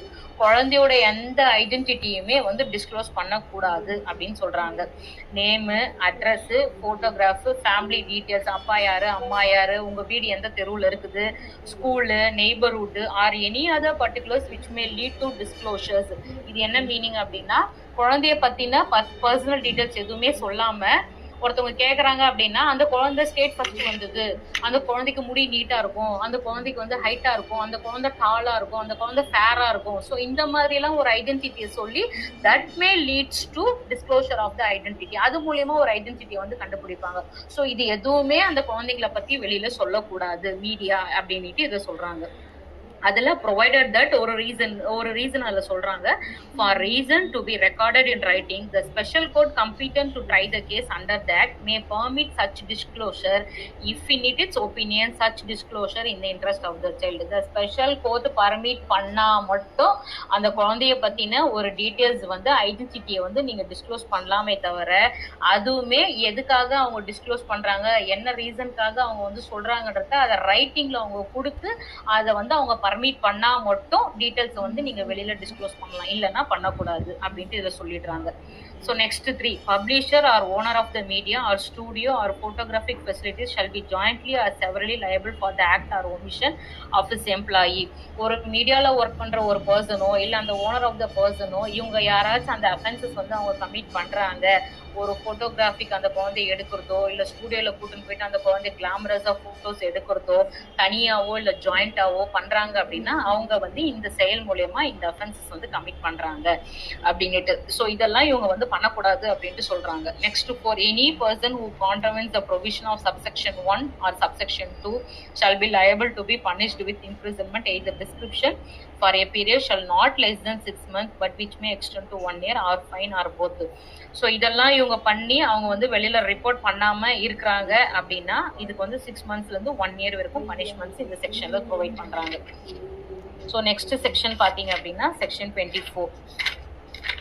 24, chapter 6, procedures for recording statement of the child. ஒரு statement வந்து எப்படி வந்து ஒரு குழந்தை கிட்ட வந்து record பண்ணலாம் அப்படின்ட்டு வந்து சொல்றாங்க. Section 24, recording of a statement of a child. So first பார்த்தீங்கன்னா the statement of the child shall be recorded at the residence of the child. குழந்தையோடைய வீட்டில் ஸ்டேட்மெண்ட் ரெக்கார்ட் பண்ணலாம், அப்படி இல்லைன்னா R at a place where he usually resides. அந்த குழந்தை எங்க ஈனா E R ஷீல தான் இருக்குது இன்னும் டேக்டு. ஸோ அது இன்னும் டிசைட் பண்ணல, ஸ்டில் இன் ஜென்ரல் நியூட்டர் தான், அதில் அட்மிட் நோட்டீஸ்ல இருக்குது, இன்னும் இந்த கேஸ் லிஸ்ட்ல வரல. அந்த பிரச்சனைகள்லாம் இருக்கு மேம். ஹீ ஆர் ஷீன்றீங்க இல்லையா, ஹீக்கும் இந்த மாதிரி ப்ராப்ளம்ஸ்லாம் இருக்கு மேம், இருக்கு மேம். அதுதான் இந்த ஆக்டே ஜெண்டர் நியூட்டர்னு சொல்லியிருக்காங்க. Okay okay madam. So he includes ஷீன்றதான் ஐபிஎஸ்லுமே டெஃபினேஷன் கொடுத்துருக்காங்க. பட் இது ஸ்டில் இன்னும் பெண்டிங்ல தான் மேம் இருக்கு. இதை இன்னும் இவங்க டிசைட் பண்ணல, சுப்ரீம் கோர்ட்ல இன்னும் இது பெண்டிங்ல தான் இருக்குது இந்த case. So a place where he usually resides or at the place of his choice. So அந்த குழந்தை எந்த பிளேஸ் சொல்லுதோ ஸோ அங்கே போய்ட்டு ஸ்டேட்மெண்ட் ரெக்கார்ட் பண்ணலாம். as far as practicable by a woman police officer not below the rank of SI. So எஸ்ஐக்கு கீழே இருக்கிறவங்க வேற யாருமே ஸ்டேட்மெண்ட் ரெக்கார்ட் பண்ணக்கூடாது அப்படின்ட்டு இதை சொல்றாங்க. ஸோ நெக்ஸ்ட் சப் கிளாஸ் 2ல police officer while recording the statement of the child shall not be in uniform. யூனிஃபார்ம்ல அவங்க இருக்கக்கூடாது, அன்யூனிஃபார்ம்ல தான் அவங்க ஸ்டேட்மெண்ட் வந்து அவங்க ரெக்கார்ட் பண்ணணும் அப்படின்ட்டு சொல்றாங்க. The police officer making the investigation shall, while examining the child, ensure that no point of time the child come into contact in any way the accused. ஒரு குழந்தைய வந்து அவங்க இன்வெஸ்டிகேஷன் பண்ண போறாங்க அப்படின்னா அந்த டைம்ல வந்து அந்த அக்யூஸ்டு கூட வந்து கான்டாக்ட்ல இல்லாம அவங்க பாத்துக்கணும். அது வந்து போலீஸ் ஆஃபீஸருடைய ஒரு ரோல். ஒரு ஸ்டேட்மெண்ட் ஒரு குழந்தைகிட்ட ரெக்கார்ட் பண்றாங்க, அங்க அக்யூஸ்ட் இல்லாம இவங்க வந்து பாத்துக்கணும் அந்த டைம்ல. So next, no child shall be detained in the police station in the night for any reason. Night வந்து ஆஃப்டர் சன்செட் வந்து குழந்தைங்களை வந்து ஸ்டேஷன்ல வந்து ஸ்டே பண்ணக்கூடாது எந்த காரணத்துக்காகவும் அப்படின்ட்டு இதில் சொல்லிடுறாங்க. So next subclass 5, the police officer shall ensure that the identity of the child is protected from the public media unless otherwise directed by the special court in the interest of the child. Police officer உடைய duty அந்த குழந்தையுடைய ஐடென்டிட்டியை வந்து protect பண்ணணும். அது மீடியால அவங்க வந்து அதை டிஸ்க்ளோஸ் பண்ணக்கூடாது. அது ஸ்பெஷல் கோர்ட் பர்மிட் பண்ணா மட்டும்தான், ரீசன் ரைட்டிங்ல அவங்க எழுதி பர்மிட் பண்ணா மட்டும்தான் இவங்க ஐடென்டிட்டியை வந்து டிஸ்க்ளோஸ் பண்ண முடியும், இல்லைன்னா இவங்க பண்ணக்கூடாது. அதை இவங்க ப்ரொடெக்ட் பண்ணணும்ன்றத அதை இவங்க இன்ஷூர் பண்ணி கரெக்டா ஃபாலோ பண்ணிக்கணும். ஸோ இது செக்ஷன் 24ல சொல்லியிருக்காங்க. Next section 25, recording of statement of a child by magistrate. Class subclass 1, if the statement of the child is being recorded under section 164 of CRPC, இப்போ BNSS section 183 of BNSS, herein referred to as the court, the magistrate recording such statement shall, notwithstanding anything contained therein, record the statement as spoken by the child.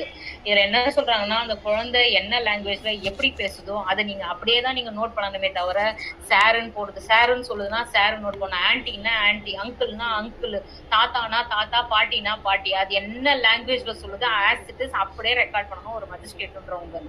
Provided that provisions contained in first provision to subsection 1 of CRPC shall, so far it permits the presence of the advocate of the accused, shall not apply in this case.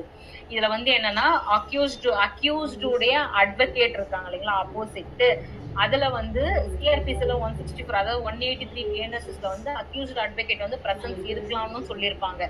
ஆனா இந்த ஆக்டுக்கு வந்து இது apply ஆகாது, accused advocate வந்து presence வந்து இருக்கக்கூடாது statement record பண்ணும் போதுன்னு சொல்லியிருக்காங்க. So next subclass 2, the magistrate shall provide to the child and his parents or his representative copy of the document specified under 207 of the code. இதுல BNSS section 230 upon the final report being filed by the police file பண்ற final reports copies வந்து குழந்தைங்க கிட்ட and his parents அவங்க அப்பா அம்மா கிட்டயும் கொடுக்கலாம். அப்படி இல்லைன்னா குழந்தையோட ரெப்ரசன்டேட்டிவ் யாராவது இருக்கிறாங்க அப்படின்னா அவங்க கிட்டயும் அந்த காப்பீஸை வந்து அவங்க ஹேண்ட் ஓவர் பண்ணலாம் அப்படின்ட்டு இதை சொல்றாங்க. Next section 26, additional provisions recording statements to be recorded. Section 26 subclass 1, the magistrate or the police officer as the case may be shall record the statement as spoken by the child in the presence of the parents of the child or any other person in whom the child has trust or confidence. ஒரு மஜிஸ்ட்ரேட்டோ ஒரு police ஆஃபீஸரோ statement record பண்றாங்க அப்படின்னா அந்த குழந்தைங்க கூட அவங்க அப்பா அம்மா இருக்கணும். அப்படி இல்லைன்னா அந்த குழந்தை யாரை நம்புதோ, யாரை ரொம்ப ட்ரஸ்ட் ஒர்த்தியான ஒரு பர்சனை நம்புதோ அவங்கள வச்சுக்கிட்டு ஒரு மஜிஸ்ட்ரேட்டோ இல்லை ஒரு போலீஸ் ஆஃபீஸரோ ஒரு ஸ்டேட்மெண்ட்டை வந்து ரெக்கார்ட் பண்ணலாம் அப்படின்னு சொல்றாங்க. Next, wherever necessary, the magistrate or the police officer as the case may be may take the assistance of a translator or an interpreter having such qualifications, experience and on payment of such fees as may be prescribed while recording the statement of the child. ஒரு magistrate R police officer statement record பண்ணும்போது எங்களுக்கு assistant தேவைன்னு அந்த குழந்தை feel பண்ணுச்சு, எனக்கு புரியல, translator வேணும் இல்லை இன்டர்பிரட்டர் வேணும் அப்படின்னு ஃபீல் பண்ணுச்சுன்னா அந்த இன்டர்பிரட்டர் டிரான்ஸ்லேட்டருக்கு உண்டான குவாலிஃபிகேஷனோட எக்ஸ்பீரியன்ஸோட இருக்கிற பர்சன்ஸ் அப்பாயின்மெண்ட் பண்ணி அவங்களுக்கு உண்டான ஃபீஸை ப்ரிஸ்கிரைப் பண்ணி அந்த ஃபீஸ் அவங்களுக்கு கொடுத்து அப்பாயின்மெண்ட் பண்ணி ஸ்டேட்மெண்ட் ரெக்கார்ட் பண்ணலாம் அப்படின்ட்டு சொல்றாங்க. Next, the magistrate or the police officer as the case may in the case of a child having a mental or physical disability seek the assistance of a special educator or any person familiar with the manner of the communication of the child or an expert in that field having such qualification, experience and on payment of such fees as may be prescribed to record the statement. ஒருத்தன் ஒரு அஃபென்ஸை பண்ணி அந்த குழந்தைய வந்து disability ஆக்கிட்டான், இல்லை கை வரல, கால் வரல, இல்லை உடம்பு ஃபுல்லாக அந்த குழந்தைக்கு சம் எஃபெக்டாக இருக்குது, ஸோ ஃபிசிக்கலாக அந்த குழந்தையால ஒன்றுமே முடியல, மென்டல் ஸ்டேட்மெண்ட்டும் அந்த குழந்தைக்கு வந்து இல்லை, ஒரு விஷயத்தை எப்படி வந்து எக்ஸ்பிரஸ் பண்ணணும் அப்படின்ட்டு மென்டலி டிசபிலிட்டியாக இருக்கும் அந்த குழந்தை. ஸோ அப்படின்னும் போது ஒரு அசிஸ்டன்ஸ் வந்து அந்த குழந்தை வந்து எடுத்துக்கலாம். தேவைப்படுதுன்னும் போது அதுக்குன்னு உண்டான ஸ்பெஷல் எஜுகேட்டர், இப்போ வந்து சைக்காட்ரிஸ்டோ இல்லை வந்து யார் ரொம்ப ஃபெமிலியரா இருக்காங்க அந்த குழந்தை கூட, யார் க்ளோஸ்டா யார் பேசுறாங்களோ அவங்களுடைய கம்யூனிட்டி அவங்கள வந்து கூட வச்சுக்கிட்டு ஒரு ஸ்டேட்மெண்ட்டை வந்து ரெக்கார்ட் பண்ணலாம். எக்ஸ்பென்சஸ்ல யார் பேர் பண்ணுவாங்க மேடம்? எக்ஸ்பென்சஸ் வந்து beared by the government ma'am. Government bear பண்ணுமா? Yes government ma'am. Expenses beared by purely government தான் ma'am. So next to section subclass 4, wherever possible the magistrate or the police officer as the case may be shall ensure that the statement of the child is also recorded by audio video electronic means. magistrate or police officer ஸ்டேட்மெண்ட்டை வந்து audio video எலக்ட்ரானிக்லயும் அவங்க record பண்ணலாம் அப்படின்னுட்டு இதுல சொல்றாங்க. Next, section 27, medical examination of the child. The medical examination of a child in respect of whom any offence has been committed under this act shall, notwithstanding that first information report or complaint has not been registered for the offences under this act, be conducted in accordance with CRPC.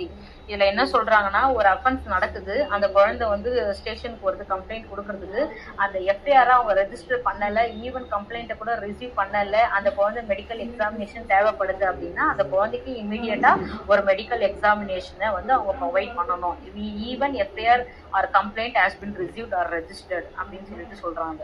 Next to 2, in case the victim is a girl child, the medical examination shall be conducted by a women doctor. Victim வந்து கேர்ளா இருந்தா medical examination women doctor மட்டும் தான் பண்ணணும் அப்படின்றாங்க. Next, the medical examination shall be conducted in the presence of the parent of the child or any other person in whom the child reposes trust or confidence. Medical examination வந்து குழந்தையோடைய அம்மா அப்பா கூட இருக்கலாம், அப்படி இல்லைன்னா அந்த சைல்டு யார் ரொம்ப ட்ரஸ்ட்வர்தியா நம்புது அவங்க கூட வச்சுட்டு மெடிக்கல் எக்ஸாமினேஷன் கண்டக்ட் பண்ணணும் அப்படின்னு சொல்றாங்க. Next, where in case the parent of the child or other person referred to in subsection 3 cannot be present.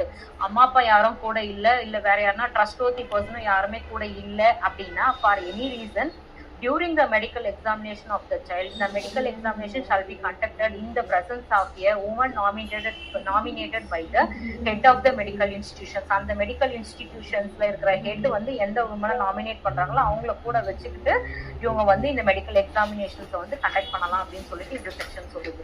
So next வந்து section 28.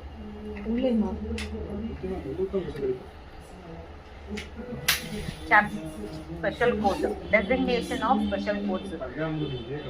28 class 1. For the purposes of providing a speedy trial, the state government shall, in consultation with the Chief Justice of the High Court, by notification in the official gazette, designate for each district a court of session to be a special court to try the offences.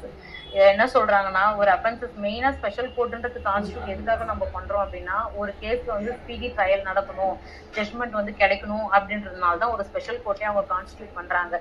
At the same time அஃபென்சஸுமே நிறைய நடக்குது. So அதுக்காக வந்து நம்ம general கோர்ட்ல போட்டோம் அப்படின்னா வந்து ரொம்ப டிலே ஆகுது, அதனால ஒரு ஸ்பெஷல் கோர்ட்டை கான்ஸ்டியூட் பண்ணுங்கன்னு சொல்லிட்டு ஒரு ஸ்பெஷல் கோர்ட்டை கான்ஸ்டியூட் பண்றாங்க. அது வந்து ஸ்டேட் கவர்மெண்ட் வந்து அவங்க பண்றாங்கன்னும் போது ஹைகோர்ட் சீஃப் ஜஸ்டிஸ் உடைய கன்சல்டேஷன் பண்ணி அதை ஒரு அபிஷியல் கெசெட்ல அவங்க வந்து அதை பப்ளிஷ் பண்ணி ஈச் டிஸ்ட்ரிக்ட்னு சொல்லிட்டு ஒரு ஸ்பெஷல் கோர்ட் வந்து அவங்க கான்ஸ்டியூட் பண்ணணும். அது வந்து கோர்ட் ஆஃப் செஷனை வந்து அவங்க ஸ்பெஷல் கோர்ட்டா வந்து அவங்க கன்சிடர் பண்ணுவாங்க. Court of sessions I mean be consider as a special court அப்படின்ட்டு எடுத்துட்டு வருவாங்க. Provided that if a court of session is notified as a children's court under the Commissions for Protection of Child Rights or a special court designated for similar purposes under any other law, for the time being in force, such court shall be deemed to be a special court. இதுல என்ன சொல்றாங்க அப்படின்னா, court of sessions வந்து எல்லா கேசஸுமே அதில் deal பண்ணுவாங்க. Not only child cases, அதில் எல்லா கேசஸுமே அதில் டீல் பண்ணுவாங்க. ஸோ அந்த மாதிரி கோர்ட்ல சில்ட்ரன்ஸ் கோர்ட் அதை வந்து நோட்டிஃபை பண்ணலாம். அப்படி இல்லை அப்படின்னா அதுக்குன்னு தனியா ஒரு ஸ்பெஷல் கோர்ட்டை டெசிக்னேட் பண்ணி பண்றாங்க அப்படின்னா that court has been treated as a special கோர்ட்னு சொல்றாங்க இதுல. Next, while trying an offence under this act, special court shall also try an offence other than the offence referred to in subsection with which the accused may be charged at the same trial.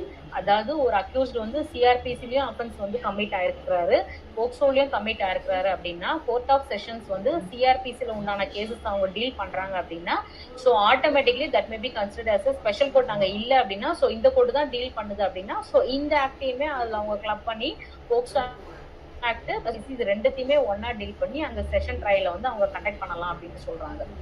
So next, the special court constituted under this act, notwithstanding anything in the Information Technology Act, shall have jurisdiction to try offences under 67 of B of the Act, in so far as it relates to publication, transmission, sexually explicit material depicting children in any act or conduct or manner or facilitates abuse of children online. IT act section 67ல பார்த்தீங்கன்னா only relates to வந்து child தான். ஒரு குழந்தைய பற்றின ஒரு பப்ளிகேஷனோ இல்லை அந்த பொர்னோகிராஃபிக் இன்ஃபர்மேஷன் அவங்க மொபைலில் வச்சுட்டு இருக்கிறதோ அதை ஒரு மொபைல்லேருந்து இன்னொரு மொபைலுக்கு அதை அவங்க டிரான்ஸ்மிட் பண்ணுறதோ அதை வந்து ஒரு செக்ஷுவலி எக்ஸ்பிளிட் மெட்டீரியலாக ஒரு என்ன ஒரு போலியான ஒரு சித்திரம் மாதிரி அந்த குழந்தை ஃபேஸ் ஒரு மாதிரி இருக்கும், உடம்பு வேற மாதிரி இருக்கும், அந்த மாதிரி அவங்க டிபிக்ட் பண்ணுறது. ஸோ இது எல்லாமே பார்த்தீங்கன்னா ஐடி ஆக்டுக்கு கீழே வரும். ஸோ அந்த ஐடி ஆக்டுமே வந்து அஃபென்சஸ் அண்டர் அகேன்ஸ்ட் வந்து போக்சோன்ற ஒரு ஸ்பெஷல் கோர்ட்டுக்கு கீழே டீல் பண்ணலாம் அப்படின்னு சொல்லிட்டு இந்த செக்ஷன் சொல்றாங்க. ஸ்பெஷல் கோர்ட் இதை டீல் பண்றதுக்கான அத்தாரிட்டி இருக்குதுன்ட்டு செக்ஷன் 28ல சொல்றாங்க. So next section 29, presumption as to certain offences. where a person is prosecuted for committing or abetting or attempting or to commit any offence under section 3, 5, 7 and 9, the special court shall presume such person has committed the offence unless the contrary is proved.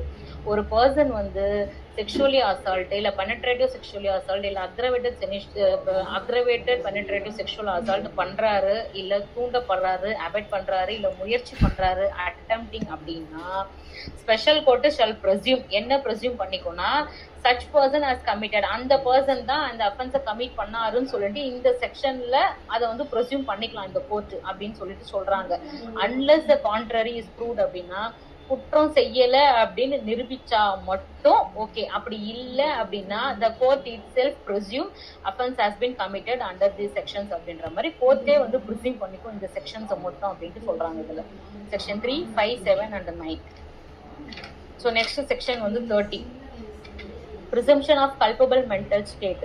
30 clause 1, in any prosecution for any offence under this act which requires a culpable mental state on the part of the accused, the special court shall presume the existence of such mental state, but it shall be a defense for the accused to prove that fact that he had no such mental state with respect to the act charged as an offence. இதுல என்ன சொல்றாங்கன்னா, ஒரு குற்ற மனநிலையில ஒருத்தர் இருக்கிறாரு அப்படின்னா, பண்ணிருக்கிறாரு அப்படின்னா அதை வந்து ஸ்பெஷல் கோர்ட்டே வந்து ப்ரிசீம் பண்ணிக்கும். அவர் வந்து குற்றம் பண்ற ஒரு மனநிலையில தான் இருந்தாரு, அதனாலதான் இந்த அஃபென்ஸ் வந்து கமிட் பண்ணிருக்கிறாருன்னு சொல்லிட்டு கோர்ட்டே வந்து ப்ரிசீம் பண்ணிக்கும்.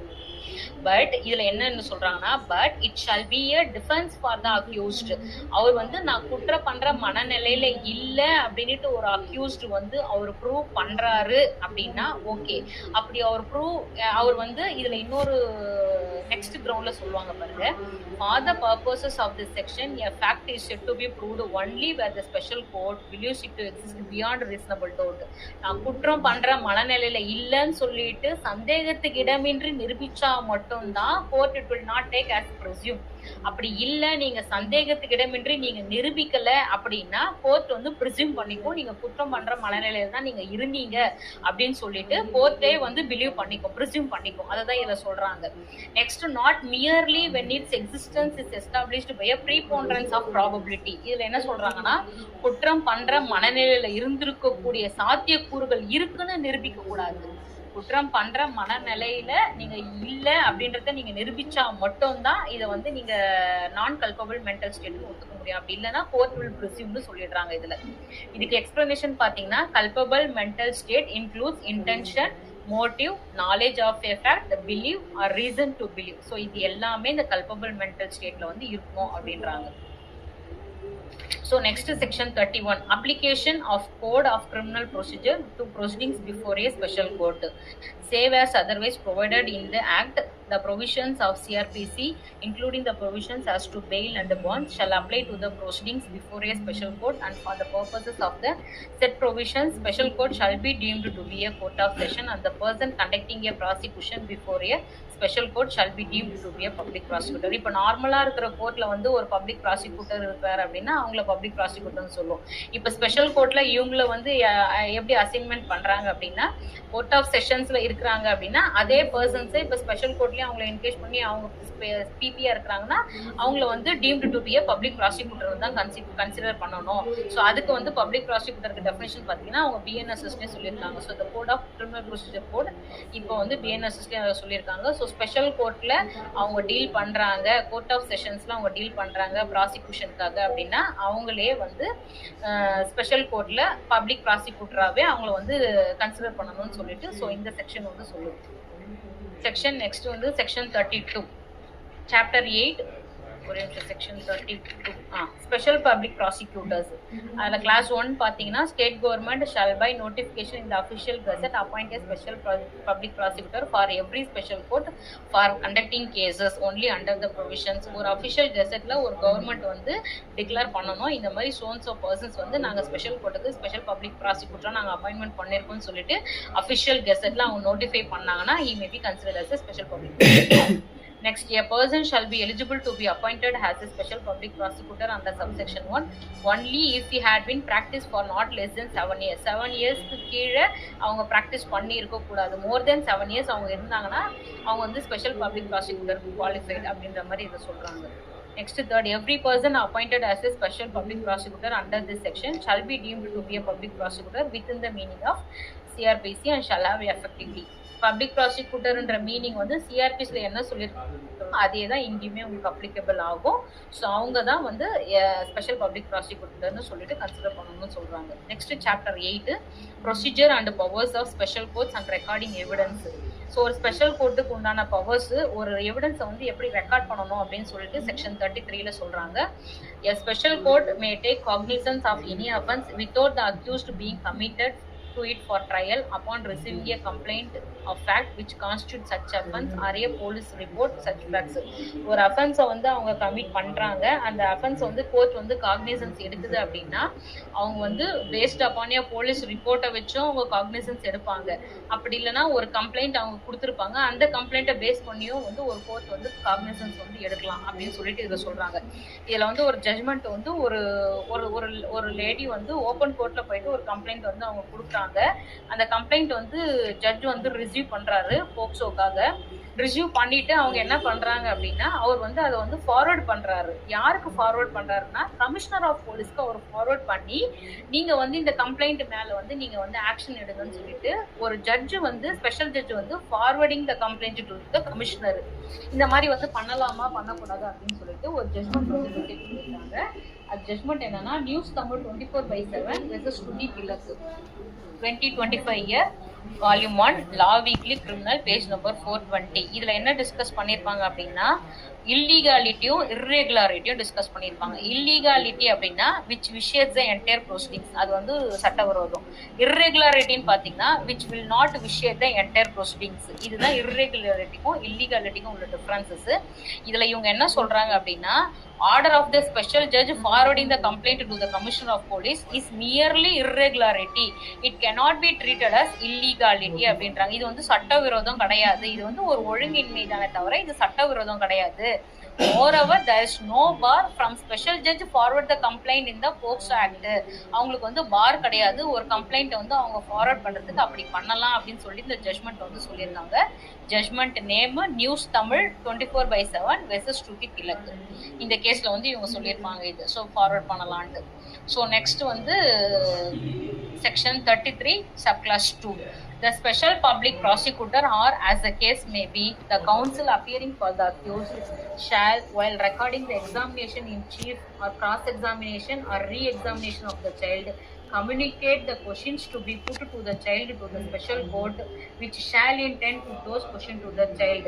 ஒரு ஸ்பெஷல் பப்ளிக் ப்ராசிக்யூட்டரோ இல்லை அக்யூஸ்ட் உடைய கவுன்சிலோ அந்த குழந்தை கிட்ட வந்து சீஃப் எக்ஸாமினேஷன் பண்றாங்க, கிராஸ் எக்ஸாமினேஷன் பண்றாங்க, இல்லை வந்து ரீ எக்ஸாமினேஷன் பண்றாங்க அப்படின்னா அந்த ஸ்பெஷல் கோர்ட் வந்து அந்த குழந்தை கிட்ட வந்து கொஷின்ஸை வந்து எப்படி கம்யூனிகேட் பண்ணணும் அப்படின்னா அதுக்கு ஒரு ஜென்ரல் ப்ரொவிஷன்ஸ் வந்து இருக்குது. ஸோ இப்படிதான் நீங்க அந்த குழந்தை கிட்ட வந்து கொஷின்ஸ் கேட்கணும், நீங்க வந்து ரொம்ப அக்ரெசிவாலாம் நீங்க கொஷின்ஸ் வந்து வைக்கக்கூடாது அப்படின்ட்டு சொல்லுவாங்க. அது வர செக்ஷன்ல ஒன்னொன்னா நான் சொல்றேன் பாருங்க. சப்கிளாஸ் 3 வந்து special court May if it considers necessary permit frequent break.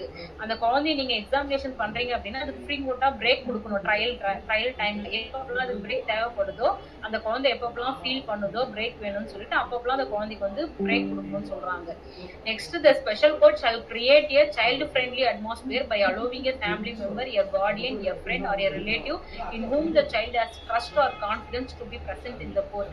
அந்த குழந்தைக்கு வந்து ஒரு சைல்டு ஃப்ரெண்ட்லி அட்மாஸ்பியரை நம்ம வந்து கிரியேட் பண்ணி கொடுக்கணும். அது ஒரு கோர்ட்ன்ற ஒரு ஃபீலே அந்த குழந்தைக்கு இருக்கக்கூடாது. வால்ல ஒரு கார்ட்டூன்ஸ் பெயிண்டிங்ஸ் பண்ணி வைக்கிறதோ இல்ல வந்து யூனிஃபார்ம் இல்லாம இருக்கிறதோ, ஒரு சைல்டு ஃப்ரெண்ட்லி அட்மாஸ்பியர் அந்த குழந்தைக்கு நம்ம உருவாக்கி கொடுத்துட்டு அந்த குழந்தை யாரெல்லாம் கூட இருக்கணும்னு விருப்பப்படுதோ அந்த எக்ஸாமினேஷன் பண்ணும்போது அவங்கள வந்து பர்மிட் பண்ணலாம் கோர்ட் அப்படின்ட்டு சொல்லுது. அது கார்டியனா இருக்கலாம், ஃப்ரெண்டா இருக்கலாம், ரிலேட்டிவா இருக்கலாம், இல்ல யார் ட்ரஸ்ட் வர்த்தி பர்சன் யாரா இருந்தாலும் ஓகேன்றாங்க. So next, the special court shall ensure that the child is not called repeatedly to testify the court. அடிக்கடிக்கு அந்த குழந்தைய வந்து கூப்பிடக்கூடாது, நீ வந்து எவிடன்ஸ் சொல்றதுக்கு வாங்க அப்படின்னு சொல்லிட்டு அந்த குழந்தைய அடிக்கடிக்கு கூப்பிடக்கூடாதுன்னு சொல்றாங்க. நெக்ஸ்ட் வந்து special court shall not permit aggressive questioning or character assassination of the child and ensure the dignity of the child is maintained at all times during the trial. அந்த குழந்தைகிட்ட ஒரு அக்ரெசிவான ஒரு கொஸ்டின்ஸோ இல்ல அந்த கேரக்டர் அசாசினேட் பண்ற மாதிரி வந்து ஒரு கொஸ்டின்ஸோ கேட்கக்கூடாது. அந்த குழந்தையுடைய டிக்னிட்டியை கரெக்டா மெயின்டைன் பண்ணிக்கணும். அதை வந்து ரொம்ப ஹார்ஷாலாம் அந்த குழந்தைகிட்ட வந்து செக்ஷுவல் அசால்ட் என்ன பண்ணாங்க, எப்படி பண்ணாங்க, இல்லை ஒரு மாதிரி அபியூஸும் பண்ணுற மாதிரியும் பேசக்கூடாது, கொஷின்ஸ் கேட்கக்கூடாது அப்படின்ட்டு சொல்கிறாங்க. So next, the special court shall ensure that the identity of the child is not disclosed at any time during the course of investigation or trial. So identity of the சைல்டை வந்து disclose பண்ணக்கூடாது, trial டைமில் பண்ணக்கூடாது. அதுக்கு provided that ஒரு ரீசனும் ஒன்று சொல்கிறாங்க. Special court permit பண்ணாங்க அப்படின்னா அந்த ரீசன்ஸை வந்து ரைட்டிங்கில் எழுதிக்கிட்டு அந்த குழந்தையுடைய ஐடென்டிட்டியை வந்து இவங்க டிஸ்க்ளோஸ் பண்ணலாம் அப்படின்ட்டு ப்ரொவைடட் தட்ல சொல்றாங்க. அதுக்கு ஒரு எக்ஸ்பிளனேஷனும் சொல்றாங்க. For the purposes of the subsection, the identity of the child shall include the identity of the child, family, school, relative, neighborhood or any other information by which the identity of the child may be revealed. So இந்த informations வந்து குழந்தை பத்தின உண்மை, பேரு, school, எங்க படிக்கிறா, எவ்வளவு mark எடுத்திருக்கிறா, அந்த பொண்ணு எந்த ஊரு, ஸோ இது எதையுமே வந்து அவங்க வந்து டிஸ்க்ளோஸ் பண்ணக்கூடாது அப்படின்ட்டு சொல்றாங்க. In appropriate cases, the special court may, in addition to the punishment, direct payment of such compensation as may be prescribed to the child for any physical or mental trauma caused to him or for immediate rehabilitation. ஒரு சில கேசஸ்ல வந்து special court வந்து feel பண்ணாங்க, இந்த குழந்தைக்கு வந்து ஒரு punishment வந்து ஒரு காம்பன்சேஷனா கூட நம்ம கொடுக்கணும் அப்படின்ட்டு சொல்லும் போது இந்த குழந்தைக்கு அந்த காம்பன்சேஷன் வந்து இன்கேஸ் அந்த குழந்தை ஒரு ஆசிட் அட்டாக் விக்டிமா இருக்கலாம், இல்லை ரேப் விக்டிமா இருக்கலாம், இல்லை பிசிக்கல் அபியூஸ் விக்டிமா இருக்கலாம், செக்ஷுவல் அசால்ட் விக்டிமா இருக்கலாம். ஸோ அதுக்கு வந்து ஒரு காம்பன்சேஷன் வந்து கொடுக்கணும், அது வந்து பிசிக்கல் அந்த மென்டல் ட்ராமால இருந்து அந்த குழந்தை வந்து வெளியில வரணும் அப்படின்றதுக்காக ஒரு காம்பன்சேஷன் வந்து அவாய்ட் பண்ணலாம். அப்படி இல்லைன்னா அந்த குழந்தைக்கு இமீடியட்டா ஒரு ரீஹபிலிட்டேஷன் தேவை, ரொம்ப மென்டல் ஸ்ட்ரெஸ்ஃபுல்லா இருக்குது, அதுக்கு ஒரு ரீஹபிலிட்டேஷன் தேவை அப்படின்னா அதையும் வந்து அவங்க வந்து கொடுக்கணும் அப்படின்ட்டு சொல்றாங்க. செக்ஷன் 33 கிளாஸ் 8ல. Sub clause next 9, subject to the provisions of this act, a special court shall, for the purposes of the trial of any offence under this act, have all the powers of a court of session, shall try such offence as if it were a court of session, and as far as may be in accordance with the procedure specified in CRPC for trial before a court of session. இதுல என்ன சொல்றாங்க அப்படின்னா, இந்த court of செஷன்ஸ்க்கு definition பார்த்தீங்கன்னா section 8 பிஎன்எஸ்எஸ்ல அவங்க சொல்லியிருப்பாங்க. So இந்த court of செஷன்ஸ்ல என்னென்ன அஃபென்சஸ்லாம் அவங்க ட்ரையபிள் பண்றாங்களோ ஸோ அது எல்லாமே வந்து ஸ்பெஷல் கோர்ட்லயும் அவங்க வந்து பண்ணலாம். இன்கேஸ் ஒரு அக்யூஸ்ட் வந்து ரேப்பும் பண்ணியிருப்பான், ஐடி ஆக்ட் அஃபென்ஸும் பண்ணியிருப்பான், அந்த குழந்தை ரேப் பண்ணி அந்த இமேஜ் வீடியோவை அவன் வந்து பப்ளிக்கா அவன் வந்து பப்ளிஷ் பண்ணியிருப்பான், அவன் வந்து கூட்டு சேர்த்து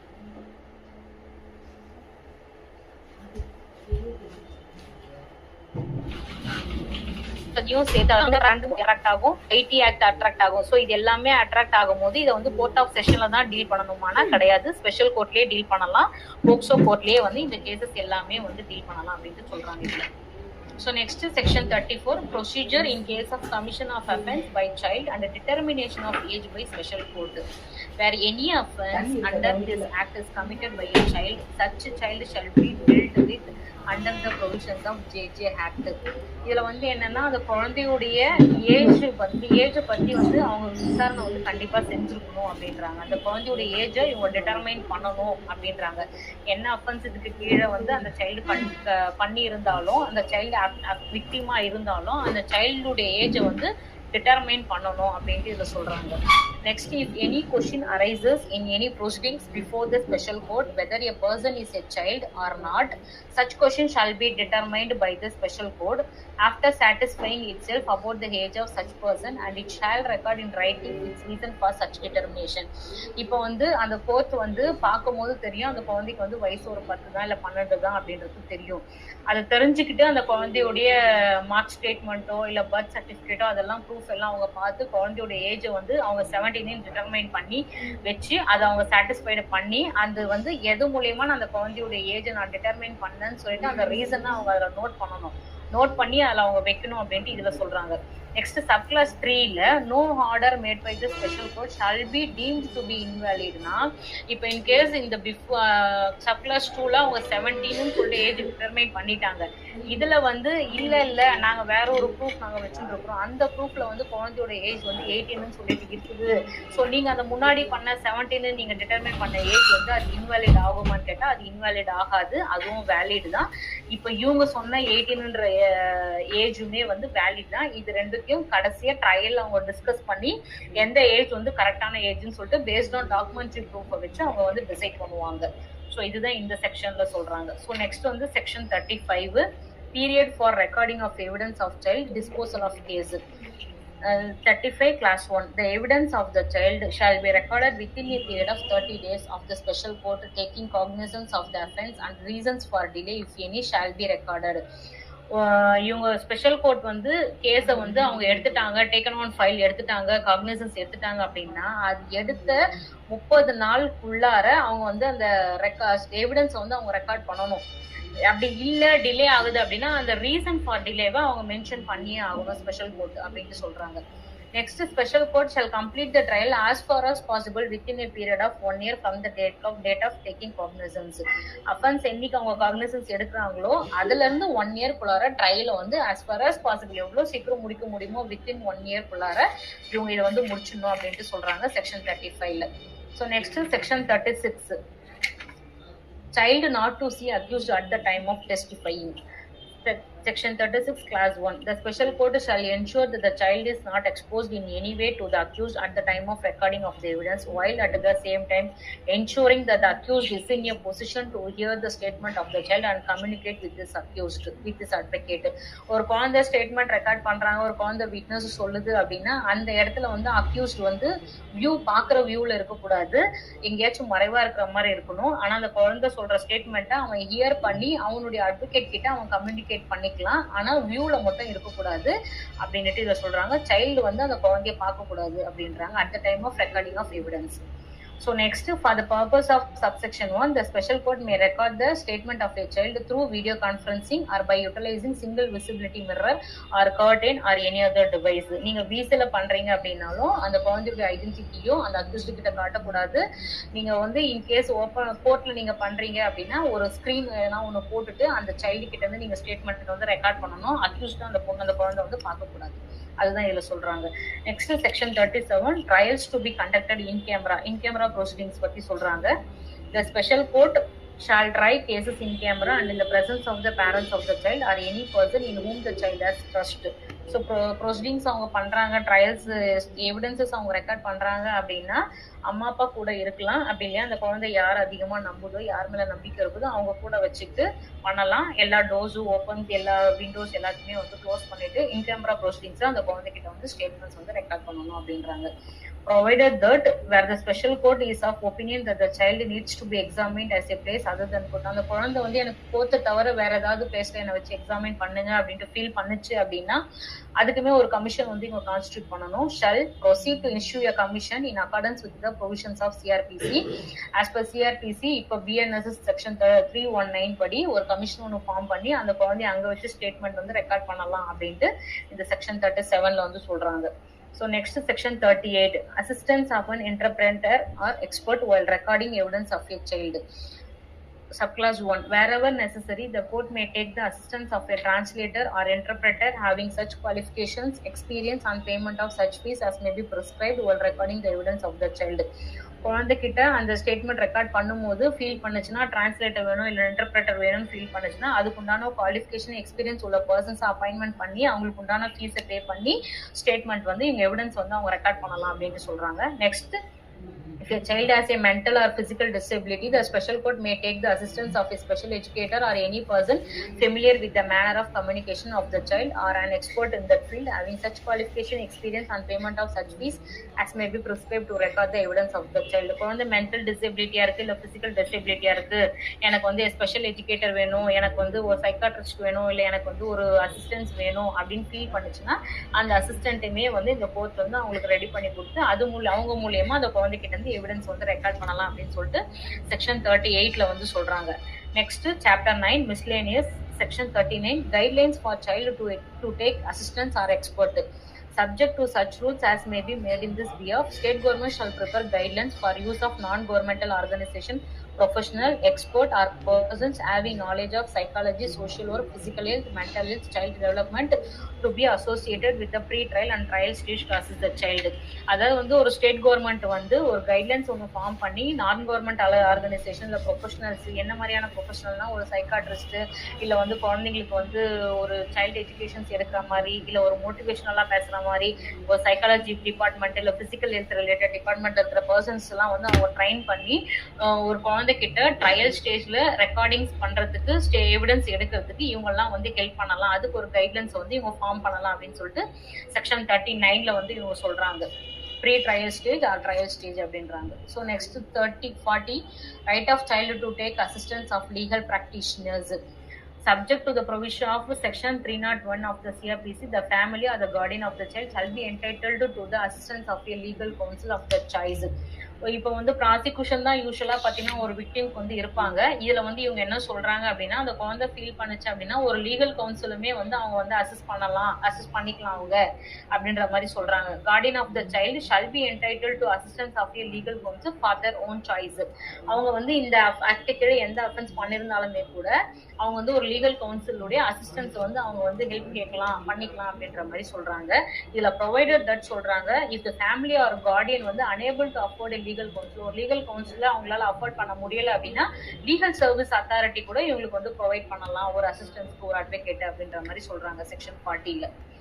So next section 41, provisions of section 3 to 13 not to apply in certain cases. இந்த 3 to 13 என்ன ஏன் நாட் அப்ளை அப்படின்னா இது எல்லாமே sexual assault, penetrative sexual assault, aggravated. இது ஏன் not apply in cases of medical examination or medical treatment of a child when such examination or medical treatment is undertaken with the consent of his parents or guardian. இது ஏன் not apply அப்படின்றாங்கன்னா, அந்த குழந்தைய வந்து medical எக்ஸாமினேஷனோ இல்லை medical ட்ரீட்மெண்ட்டோ வந்து பண்றாங்க அப்படின்னா இவங்களெல்லாம் வந்து இவங்களை வந்து ஒன் ஆஃப் த வீக்னஸஸா வந்து ஆட் பண்றாங்க, இல்லை இவங்க மேல கேசஸ் அலிகேஷன்ஸ் சொல்லி இவங்களெல்லாம் வந்து ஒன் ஆஃப் த அஃபெண்டர் மாதிரி இவங்கெல்லாம் வந்து ஆக்குறாங்க. ஸோ அதனால யாரெல்லாம் அந்த குழந்தைக்கு ட்ரீட்மெண்ட் பண்றாங்களோ, மெடிக்கல் எக்ஸாமினேஷன்ஸ் பண்றாங்களோ அவங்களுக்குலாம் வந்து இது அப்ளை ஆகாது இந்த ப்ரொவிஷன்ஸ் சொல்றாங்க. செக்ஷன் 3 to 13 அஃபென்சஸ் கமிட் பண்ணி இவங்க இதை ட்ரீட் பண்றாங்க அப்படின்னா இவங்களுக்கு இது அப்ளை ஆகாதுன்றாங்க. So next to 42 வந்து alternate punishment, where an act or omission constitute an offense punishable under this act, also under sections பாத்தீங்கன்னா BNSSல 199, 75, 76, 77, 78, 143, 144. ஸோ இந்த செக்ஷன்ஸ் எல்லாத்துக்குமே வந்து ஒரு அல்டர்னேட்டிவ் பனிஷ்மெண்ட்ஸ் வந்து கொடுத்துருப்பாங்க. Or section 670B of information technology act. Then, notwithstanding anything contained in any law for the time being imposed, the offender found guilty of such offense shall be liable to punishment under this act or under the IPC provides for punishment which is greater in degree. இதுல என்ன சொல்றாங்க அப்படின்னா, இந்த IPC offenses பண்ணிருக்காங்க, போக்சோலையும் offenses பண்ணிருக்காங்க, ID ஆக்ட்லயும் offences பண்ணிருக்காங்கன்னா எந்த அஃபென்சஸ்க்கு கீழே இவங்களுக்கு பனிஷ்மெண்ட் கொடுக்கறது அப்படின்னு சொல்லிட்டு சொல்றாங்க. பாத்தீங்க அப்படின்னா இதுல எது கிரேட்டர் பனிஷ்மெண்ட்டோ இருக்கோ அந்த கிரேட்டர் பனிஷ்மெண்ட் தான் அந்த அக்யூஸ்டுக்கு வந்து கொடுக்கணும் அப்படின்ட்டு வந்து சொல்றாங்க. இது வந்து என்னன்னா அலாக் ஸ்டீவர்ட்ஸோ வெர்சஸ் யூனியன் ஆஃப் இந்தியா இந்த கேசஸ்ல வந்து சுப்ரீம் கோர்ட் வந்து சொல்லியிருப்பாங்க. அதுக்கு ஒரு கைட்லைன்ஸே வந்து ஃப்ரேம் பண்ணியிருப்பாங்க, எப்படி வந்து இவங்களுக்கு வந்து சென்டென்ஸ் கொடுக்கலாம் அப்படின்ட்டு சொல்லியிருப்பாங்க. அதாவது வந்து ஐபிசிலேயே அவங்க 376 அஃபென்ஸ் கமிட் பண்ணியிருப்பாங்க, இல்ல போக்சோலயும் அவங்க வந்து செக்ஷுவல் அசால்ட் பண்ணியிருப்பாங்க, ஐடி ஆக்ட்ல வந்து அவங்க ஆன்லைன்ல வந்து அந்த இதுவெல்லாம் இமேஜ் எல்லாம் வந்து அவங்க பப்ளிசைஸ் பண்ணியிருப்பாங்க. அப்படின்னா இதுல வந்து போக்சோ ஆக்ட்ல டெத் பெனால்ட்டி சிவியர் பெனால்ட்டியா இருக்குது அப்படின்னா ஸோ வந்து நீங்க டெத் பெனால்ட்டி மட்டும் தான் நீங்க கொடுக்கணும் அப்படின்ட்டு இந்த அல்டர்னேட் பனிஷ்மெண்ட்ன்ற செக்ஷன்ஸ்ல வந்து இவங்க சொல்றாங்க. Gyanendra Singh alias Raja Singh versus state of யூபியில வந்து 2025 live law supreme court FCC 299 என்ன சொல்றாங்கன்னா, which sentence should be greater punishment in IPC, Junior Justice Act, IT Act, POCSO Actல that should be imposed by trial courtன்னு சொல்லிடுறாங்க. இதுல எது கிரேட்டர் பனிஷ்மெண்டா இருக்கும் நீங்க அந்த பனிஷ்மெண்ட்டை தான் நீங்க இம்போஸ் பண்ணணும் அந்த அக்யூஸ்டுக்குன்னு சொல்லிட்டு இந்த செக்ஷன்ல சொல்றாங்க 42. ஸோ நெக்ஸ்ட் வந்து 42ல வந்து ஏ இருக்குது. இந்த 42A வந்து criminal law amendment after Nirbhaya கேஸ்க்கு அப்புறமா இந்த செக்ஷன் 42A வந்து இன்சர்ட் பண்ணியிருக்கிறாங்க. இது என்ன அப்படின்னா, act not in derogation or of any other law. The provisions of this act shall be in addition to or not in derogation of the provisions of any other law for the time being in force and in case of any inconsistency, the provisions of this act shall have overriding effect on the provisions of any such law to the extent of the inconsistency. இது என்னன்னா, மற்ற சட்டங்களுக்கு இந்த சட்டம் வந்து குறைவானது கிடையாது அப்படின்ட்டு இந்த 42A வந்து சொல்றாங்க.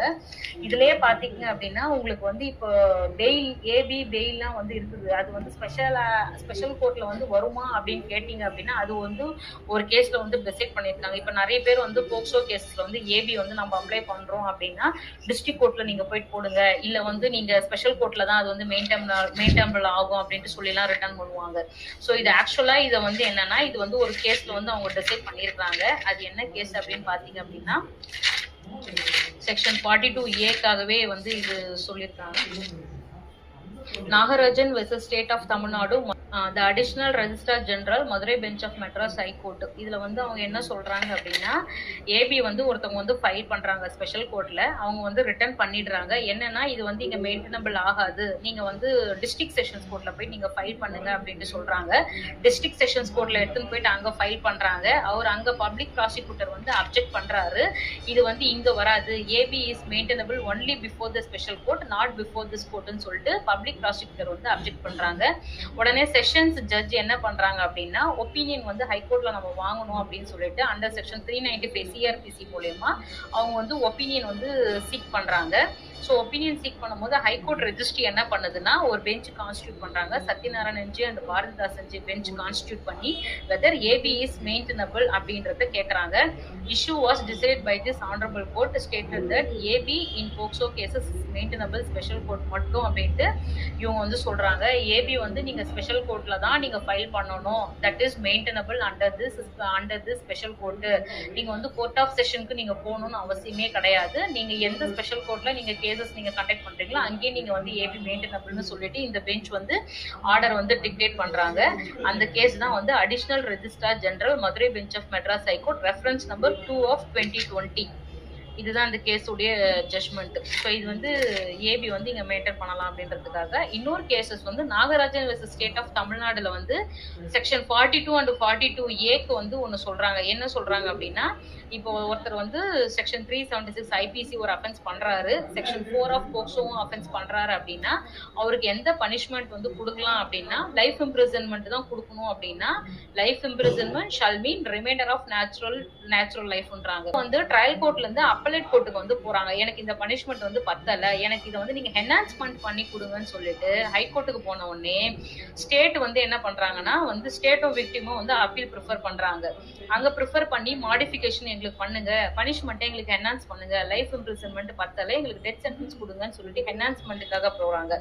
ஸோ அப்படி போகும்போது அவங்க என்ன பண்றாங்க அப்படின்னா enhancement வந்து should not be done at the cost of the accused சைட்ல வந்து enhancement வந்து பண்ணவே முடியாது. ஒன்னு ரிடக்ஷன் பண்ணலாம், இல்ல வந்து மாடிஃபிகேஷன் பண்ணலாமே தவிர பனிஷ்மெண்ட்டை வந்து enhancement பண்ண முடியாது அப்படின்னு சொல்லிட்டு சொல்றாங்க. The procedure is completely wrong. Accused preferred an appeal na court has to reduce the punishment or releasing. But வந்து என்ஹான்ஸ்மெண்ட் வந்து ஷுட் நாட் என்ஹான்ஸ், பனிஷ்மெண்ட்டை வந்து என்ஹான்ஸ்மெண்ட் பண்ண முடியாது அப்படின்னு சொல்லிட்டு அவங்க வந்து சொல்லிடுறாங்க. இந்த கேஸ் தான் வந்து Nagarajan versus state of Tamil Nadu. Right of appeal is not and statutory right, it is and fundamental right அப்படின்ட்டு சொல்றாங்க இந்த ஜட்மெண்ட்ல. ஸோ நெக்ஸ்ட் செக்ஷன் வந்து 43 நம்ம போகலாம். செக்ஷன் 43 பார்த்தீங்கன்னா Public Awareness About Act. Central Act and every state government shall take all measures to ensure that the provisions of this Act are given wide publicity through media including television, radio, print media at regular intervals to make general public, children as well as their parents and guardians aware of the provision of this act. இந்த ஆக்டை பத்தி ஒரு public awareness வந்து central கவர்மெண்ட்டும் state கவர்மெண்ட்டும் வந்து பண்ணணும் அப்படின்ட்டு சொல்றாங்க. தியேட்டர்ல போறீங்க, ஒரு படம் பாக்குறீங்கன்னா அந்த படத்துக்கு நடுவில் வர இன்டர்வல்ல நீங்க இந்த ஆக்டை பத்தின ஒரு பப்ளிசிட்டி நீங்க கொடுங்க, ஒரு அவேர்னஸ் உண்டு பண்ணுங்கன்றாங்க. ரேடியோல சொல்லுங்க, வர பிரேக்ல சொல்லுங்கன்றாங்க. இல்ல ஒரு மீடியால வந்து நீங்க நியூஸ் பேப்பர்ஸ்ல வந்து நீங்க சொல்லுங்க, இல்ல நீங்க ஒரு சினிமா சீரியல்ல ஒரு பிரேக் போடுறீங்கன்னா அதுல சொல்லுங்க, ஒரு டிவில நீங்க சொல்லுங்க, ஜெனரல் பப்ளிக்ல போறீங்கன்னா அங்க ஒரு பேம்ப்ளெட் மாதிரி இஷ்யூ பண்ணுங்க. ஸோ இந்த மாதிரிலாம் வந்து அவேர்னஸ் வந்து கிரியேட் பண்ணுங்க அப்படின்ட்டு சொல்றாங்க. நெக்ஸ்ட் பி வந்து officers of the central government and the state government and other concerned persons including police officer are important periodic training on the matters relating to the implementation of the provisions of the act. இந்த ஆக்டுக்கு உண்டான ப்ராப்பரான implement பண்றதுக்காக training வந்து கொடுங்கன்றாங்க central கவர்மெண்ட்டும் state கவர்மெண்ட்டும் including police officer இவங்க எல்லாரும் சேர்ந்து இந்த ஆக்டுக்கு உண்டான ட்ரைனிங்கை வந்து இது எப்படி இந்த ஆக்டை இம்ப்ளிமெண்ட் பண்ணலாம், எங்கெங்க அப்ளிகபிள் பண்ணலாம், எங்கெங்க அப்ளிகபிள் பண்ணக்கூடாது, இது எப்படி ப்ராப்பரா இந்த ஆக்டை எஃபெக்டிவா நம்ம எடுத்துட்டு போகுது, ஸோ இதுக்கெல்லாம் வந்து ஒரு ட்ரைனிங் வந்து கொடுங்க அப்படின்னு சொல்லிட்டு சொல்றாங்க இந்த செக்ஷன் பில. So next section 44 monitoring of implementation of the act. The National Commission for Protection of Child Rights constituted under Section 3 or as the case may be State Commission for Protection of Child Rights constituted under Section 17. இந்த இதுக்கு இந்த section 44 45லாம் வந்து உங்களுக்கு exam point of வியூவில் கிடையாது. நான் அப்படியே just ஓவரலாக சொல்லிடுறேன். இந்த இம்ப்ளிமெண்டேஷன் ஆக்டை வந்து இவங்க மானிட்டர் பண்ணுறதுக்குன்னு சொல்லிட்டு நேஷனல் கமிஷன் ஸ்டேட் கமிஷன்ஸ்லாம் வந்து இவங்க அப்பாயின்மெண்ட் பண்ணி இந்த ஆக்டை வந்து கரெக்டாக மானிட்டர் பண்ணுங்க, இந்த ஆக்டை வந்து எஃபெக்டிவாக இருக்குதா, ட்ரூவாக உண்மையாகவே வந்து குழந்தைக்கு அகேன்ஸ்டாக வர கேசஸ்லாம் இவங்க ரெஜிஸ்டர் பண்ணுறாங்களா, இல்லை ஃபேக்கா வந்து கம்ப்ளைண்ட் வந்து ரெஜிஸ்டர் ஆகுதா, ஃபால்ஸ் இன்ஃபர்மேஷன் வருதா, ஃபால்ஸ் கம்ப்ளைண்ட் வருதான்றத நீங்க மானிட்டர் பண்ணுங்க அப்படின்னு சொல்லிட்டு ஸ்டேட் கமிஷன் நேஷனல் கமிஷன்ஸ் இவங்க எல்லாருக்குமே வந்து இவங்க சொல்றாங்க. இதுதான் செக்ஷன் 44. செக்ஷன் 45 வந்து power to make rules. Central government வந்து அபிஷியல் கெசட்ல வந்து ரூல்ஸை வந்து மேக் பண்ணலான்ற ஒரு பவர் கொடுக்குது. எப்பெல்லாம் அப்படின்னு பாத்தீங்க அப்படின்னா, ஒரு ரிப்போர்ட் பண்ணாம இருக்கிறாங்க, ஒரு அஃபென்ஸ் நடக்குது, ஒரு ரிப்போர்ட் பண்ணல. சொல்லுங்க மேடம். 45 கொஞ்சம் காமிங்க. Section 44 monitoring of implementation of act madam. 44 கேட்கல, 45 காமிங்கன்னு. 45 power to make rules ma'am.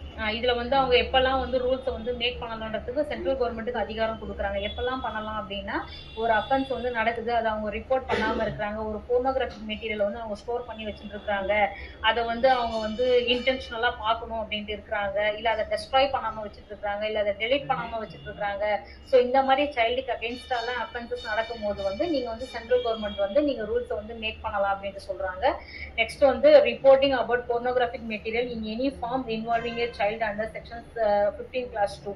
இதுக்கு கீழே அந்த pornographic materials எல்லாமே வந்து அவங்க ஸ்டோர் பண்ணியிருக்காங்க, ரிப்போர்ட் பண்ணாம வச்சுட்டு இருக்காங்க அப்படின்னா நீங்க வந்து இவங்களுக்கு அகேன்ஸ்டாலாம் வந்து ரூல்ஸ் மேக் பண்ணலான்றாங்க. Next, qualifications and experience fees payable to a translator or an interpreter, special educator or any person familiar with the manner of communication of the child or not or an expert in the field under subsection 4 of 19 and subsection 2 and 3 of section 26 and 38. இதுல வந்து நீங்க ஒரு எஜுகேட்டரை நீங்க appointment பண்றீங்க, இல்ல நீங்க ஒரு டிரான்ஸ்லேட்டரோ இன்டர்பிரட்டரோ நீங்க பண்றீங்க அப்படின்னா அவங்களுக்குலாம் வந்து அந்த குவாலிஃபிகேஷன் அந்த எக்ஸ்பீரியன்ஸஸ்லாம் அவங்க இருக்கிறாங்க அப்படின்னா அது கரெக்டா இருக்கிறாங்களா இல்லையான்னுட்டு அவங்களுக்குன்னு ஒரு ரூல்ஸை வந்து நீங்க ப்ராப்பரா வந்து ஃப்ரேம் பண்ணுங்க அப்படின்ட்டு சொல்றாங்க. Next, care and protection and emergency medical treatment of the child. So சைல்டுக்குடைய கேர் அண்ட் ப்ரொடெக்ஷன் வந்து ரொம்ப இம்பார்ட்டன்ட். அவங்களுடைய மெடிக்கல் ட்ரீட்மெண்ட் எமர்ஜென்சிக்காக ரூல்ஸ் வந்து நீங்க மேக் இன்னும் எஃபெக்டிவா நீங்க இன்னும் பண்ணலாம், அந்த பவர் வந்து சென்ட்ரல் கவர்மெண்ட்டுக்கு வந்து கொடுக்குறாங்க. Next, payment of compensation. இந்த காம்பன்சேஷன் வந்து நீங்க இன்க்ரீஸ் பண்ணிக்கலாம் அப்படின்ட்டு இதில் சொல்றாங்க. இன்கேஸ் காம்பன்சேஷன் ஒரு 50,000 இருக்குது அப்படின்னா அது பிலோ 16 இயர்ஸ்க்கு கீழே பண்றாங்க அப்படின்னா அதை ஒரு 10% நீங்க இன்க்ரீஸ் பண்ணலாம். ஆசிட் அட்டாக் பண்றாங்க, இல்ல அந்த குழந்தை ரேப் பண்ணி மர்டர் பண்ணிடுறாங்கன்னா நீங்க அந்த காம்பன்சேஷனை இன்னும் ஒரு 80% நீங்க இன்க்ரீஸ் பண்ணலாம் அப்படின்ற பவர் வந்து சென்ட்ரல் கவர்மெண்ட்டுக்கு வந்து கொடுக்குறாங்க இதுல. Next, the manner of periodic monitoring of the provisions of act. இந்த ஆக்டை வந்து பீரியாடிக்கா அவங்க மானிட்டர் பண்ணணும். 3 months ஒன்ஸோ 6 months ஒன்ஸோ இந்த ஆக்டோட இம்ப்ளிமெண்டேஷன் ப்ராப்பரா இருக்கா, எந்த அளவுக்கு கேசஸ் ஃபைல் ஆகுது, இதை ப்ராப்பரா அவங்க எக்ஸிக்யூட் பண்றாங்களா இல்லையா, ஸோ இது எல்லாமே பீரியாடிக் மானிட்டரிங் இருக்கணும்ன்றாங்க. நெக்ஸ்ட் வந்து clause 3, every rule made under this section shall be laid as soon as may be after it is made before each house of parliament while it is in session for a total period of 30 days which may be comprised in one session or 2 or more successive sessions.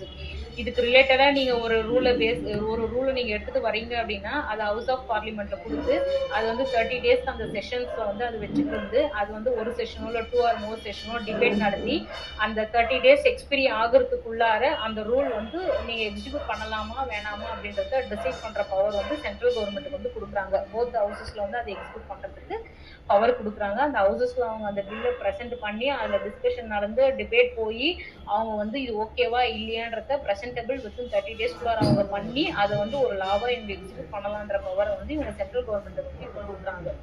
So இதுதான் madam section 45. இதுல ஒரு cases வந்து நான் உங்களுக்கு சொல்ல மறந்துட்டேன். என்னன்னா ஒரு 5 years பேபி வந்து இதுல வந்து ஒரு அஃபெண்டரா ஒரு விக்டிமா இருக்குது அப்படின்னா அந்த குழந்தை வந்து எப்படி வந்து ஒரு ஸ்டேட்மெண்ட் சொல்லும் இல்ல ஒரு எவிடன்ஸ் சொல்லும் அப்படின்னு பாத்தீங்கன்னா 5 years ஓல்டு பேபிக்கு வந்து எதுவுமே தெரியாது.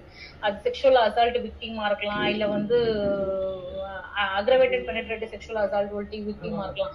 அப்படி வந்து அந்த குழந்தைய வந்து எப்படி அந்த குழந்தைகிட்ட இருந்து எவிடன்ஸ் வந்து நம்ம ரெக்கார்ட் பண்ணலாம் அப்படின்னு பாத்தீங்க அப்படின்னா, ஒரு ஜட்மெண்ட்ல பாத்தீங்கன்னா அன்னி வெர்சஸ் ஸ்டேட்ன்ற judgment criminal appeal number 841/16 high court of Delhi வந்து ஜட்மெண்ட் டிக்ளேர் பண்ணிருக்காங்க. டேட் ஆஃப் ஜட்மெண்ட் பாத்தீங்கன்னா 6/6/2017. அதுல வந்து அந்த குழந்தைகிட்ட யூஸ் ஆஃப் டாலை வந்து அந்த குழந்தைகிட்ட கொடுத்து நீங்க டெஸ்டிமனி வந்து நீங்க ரெக்கார்ட் பண்ணலாம் அப்படின்றாங்க.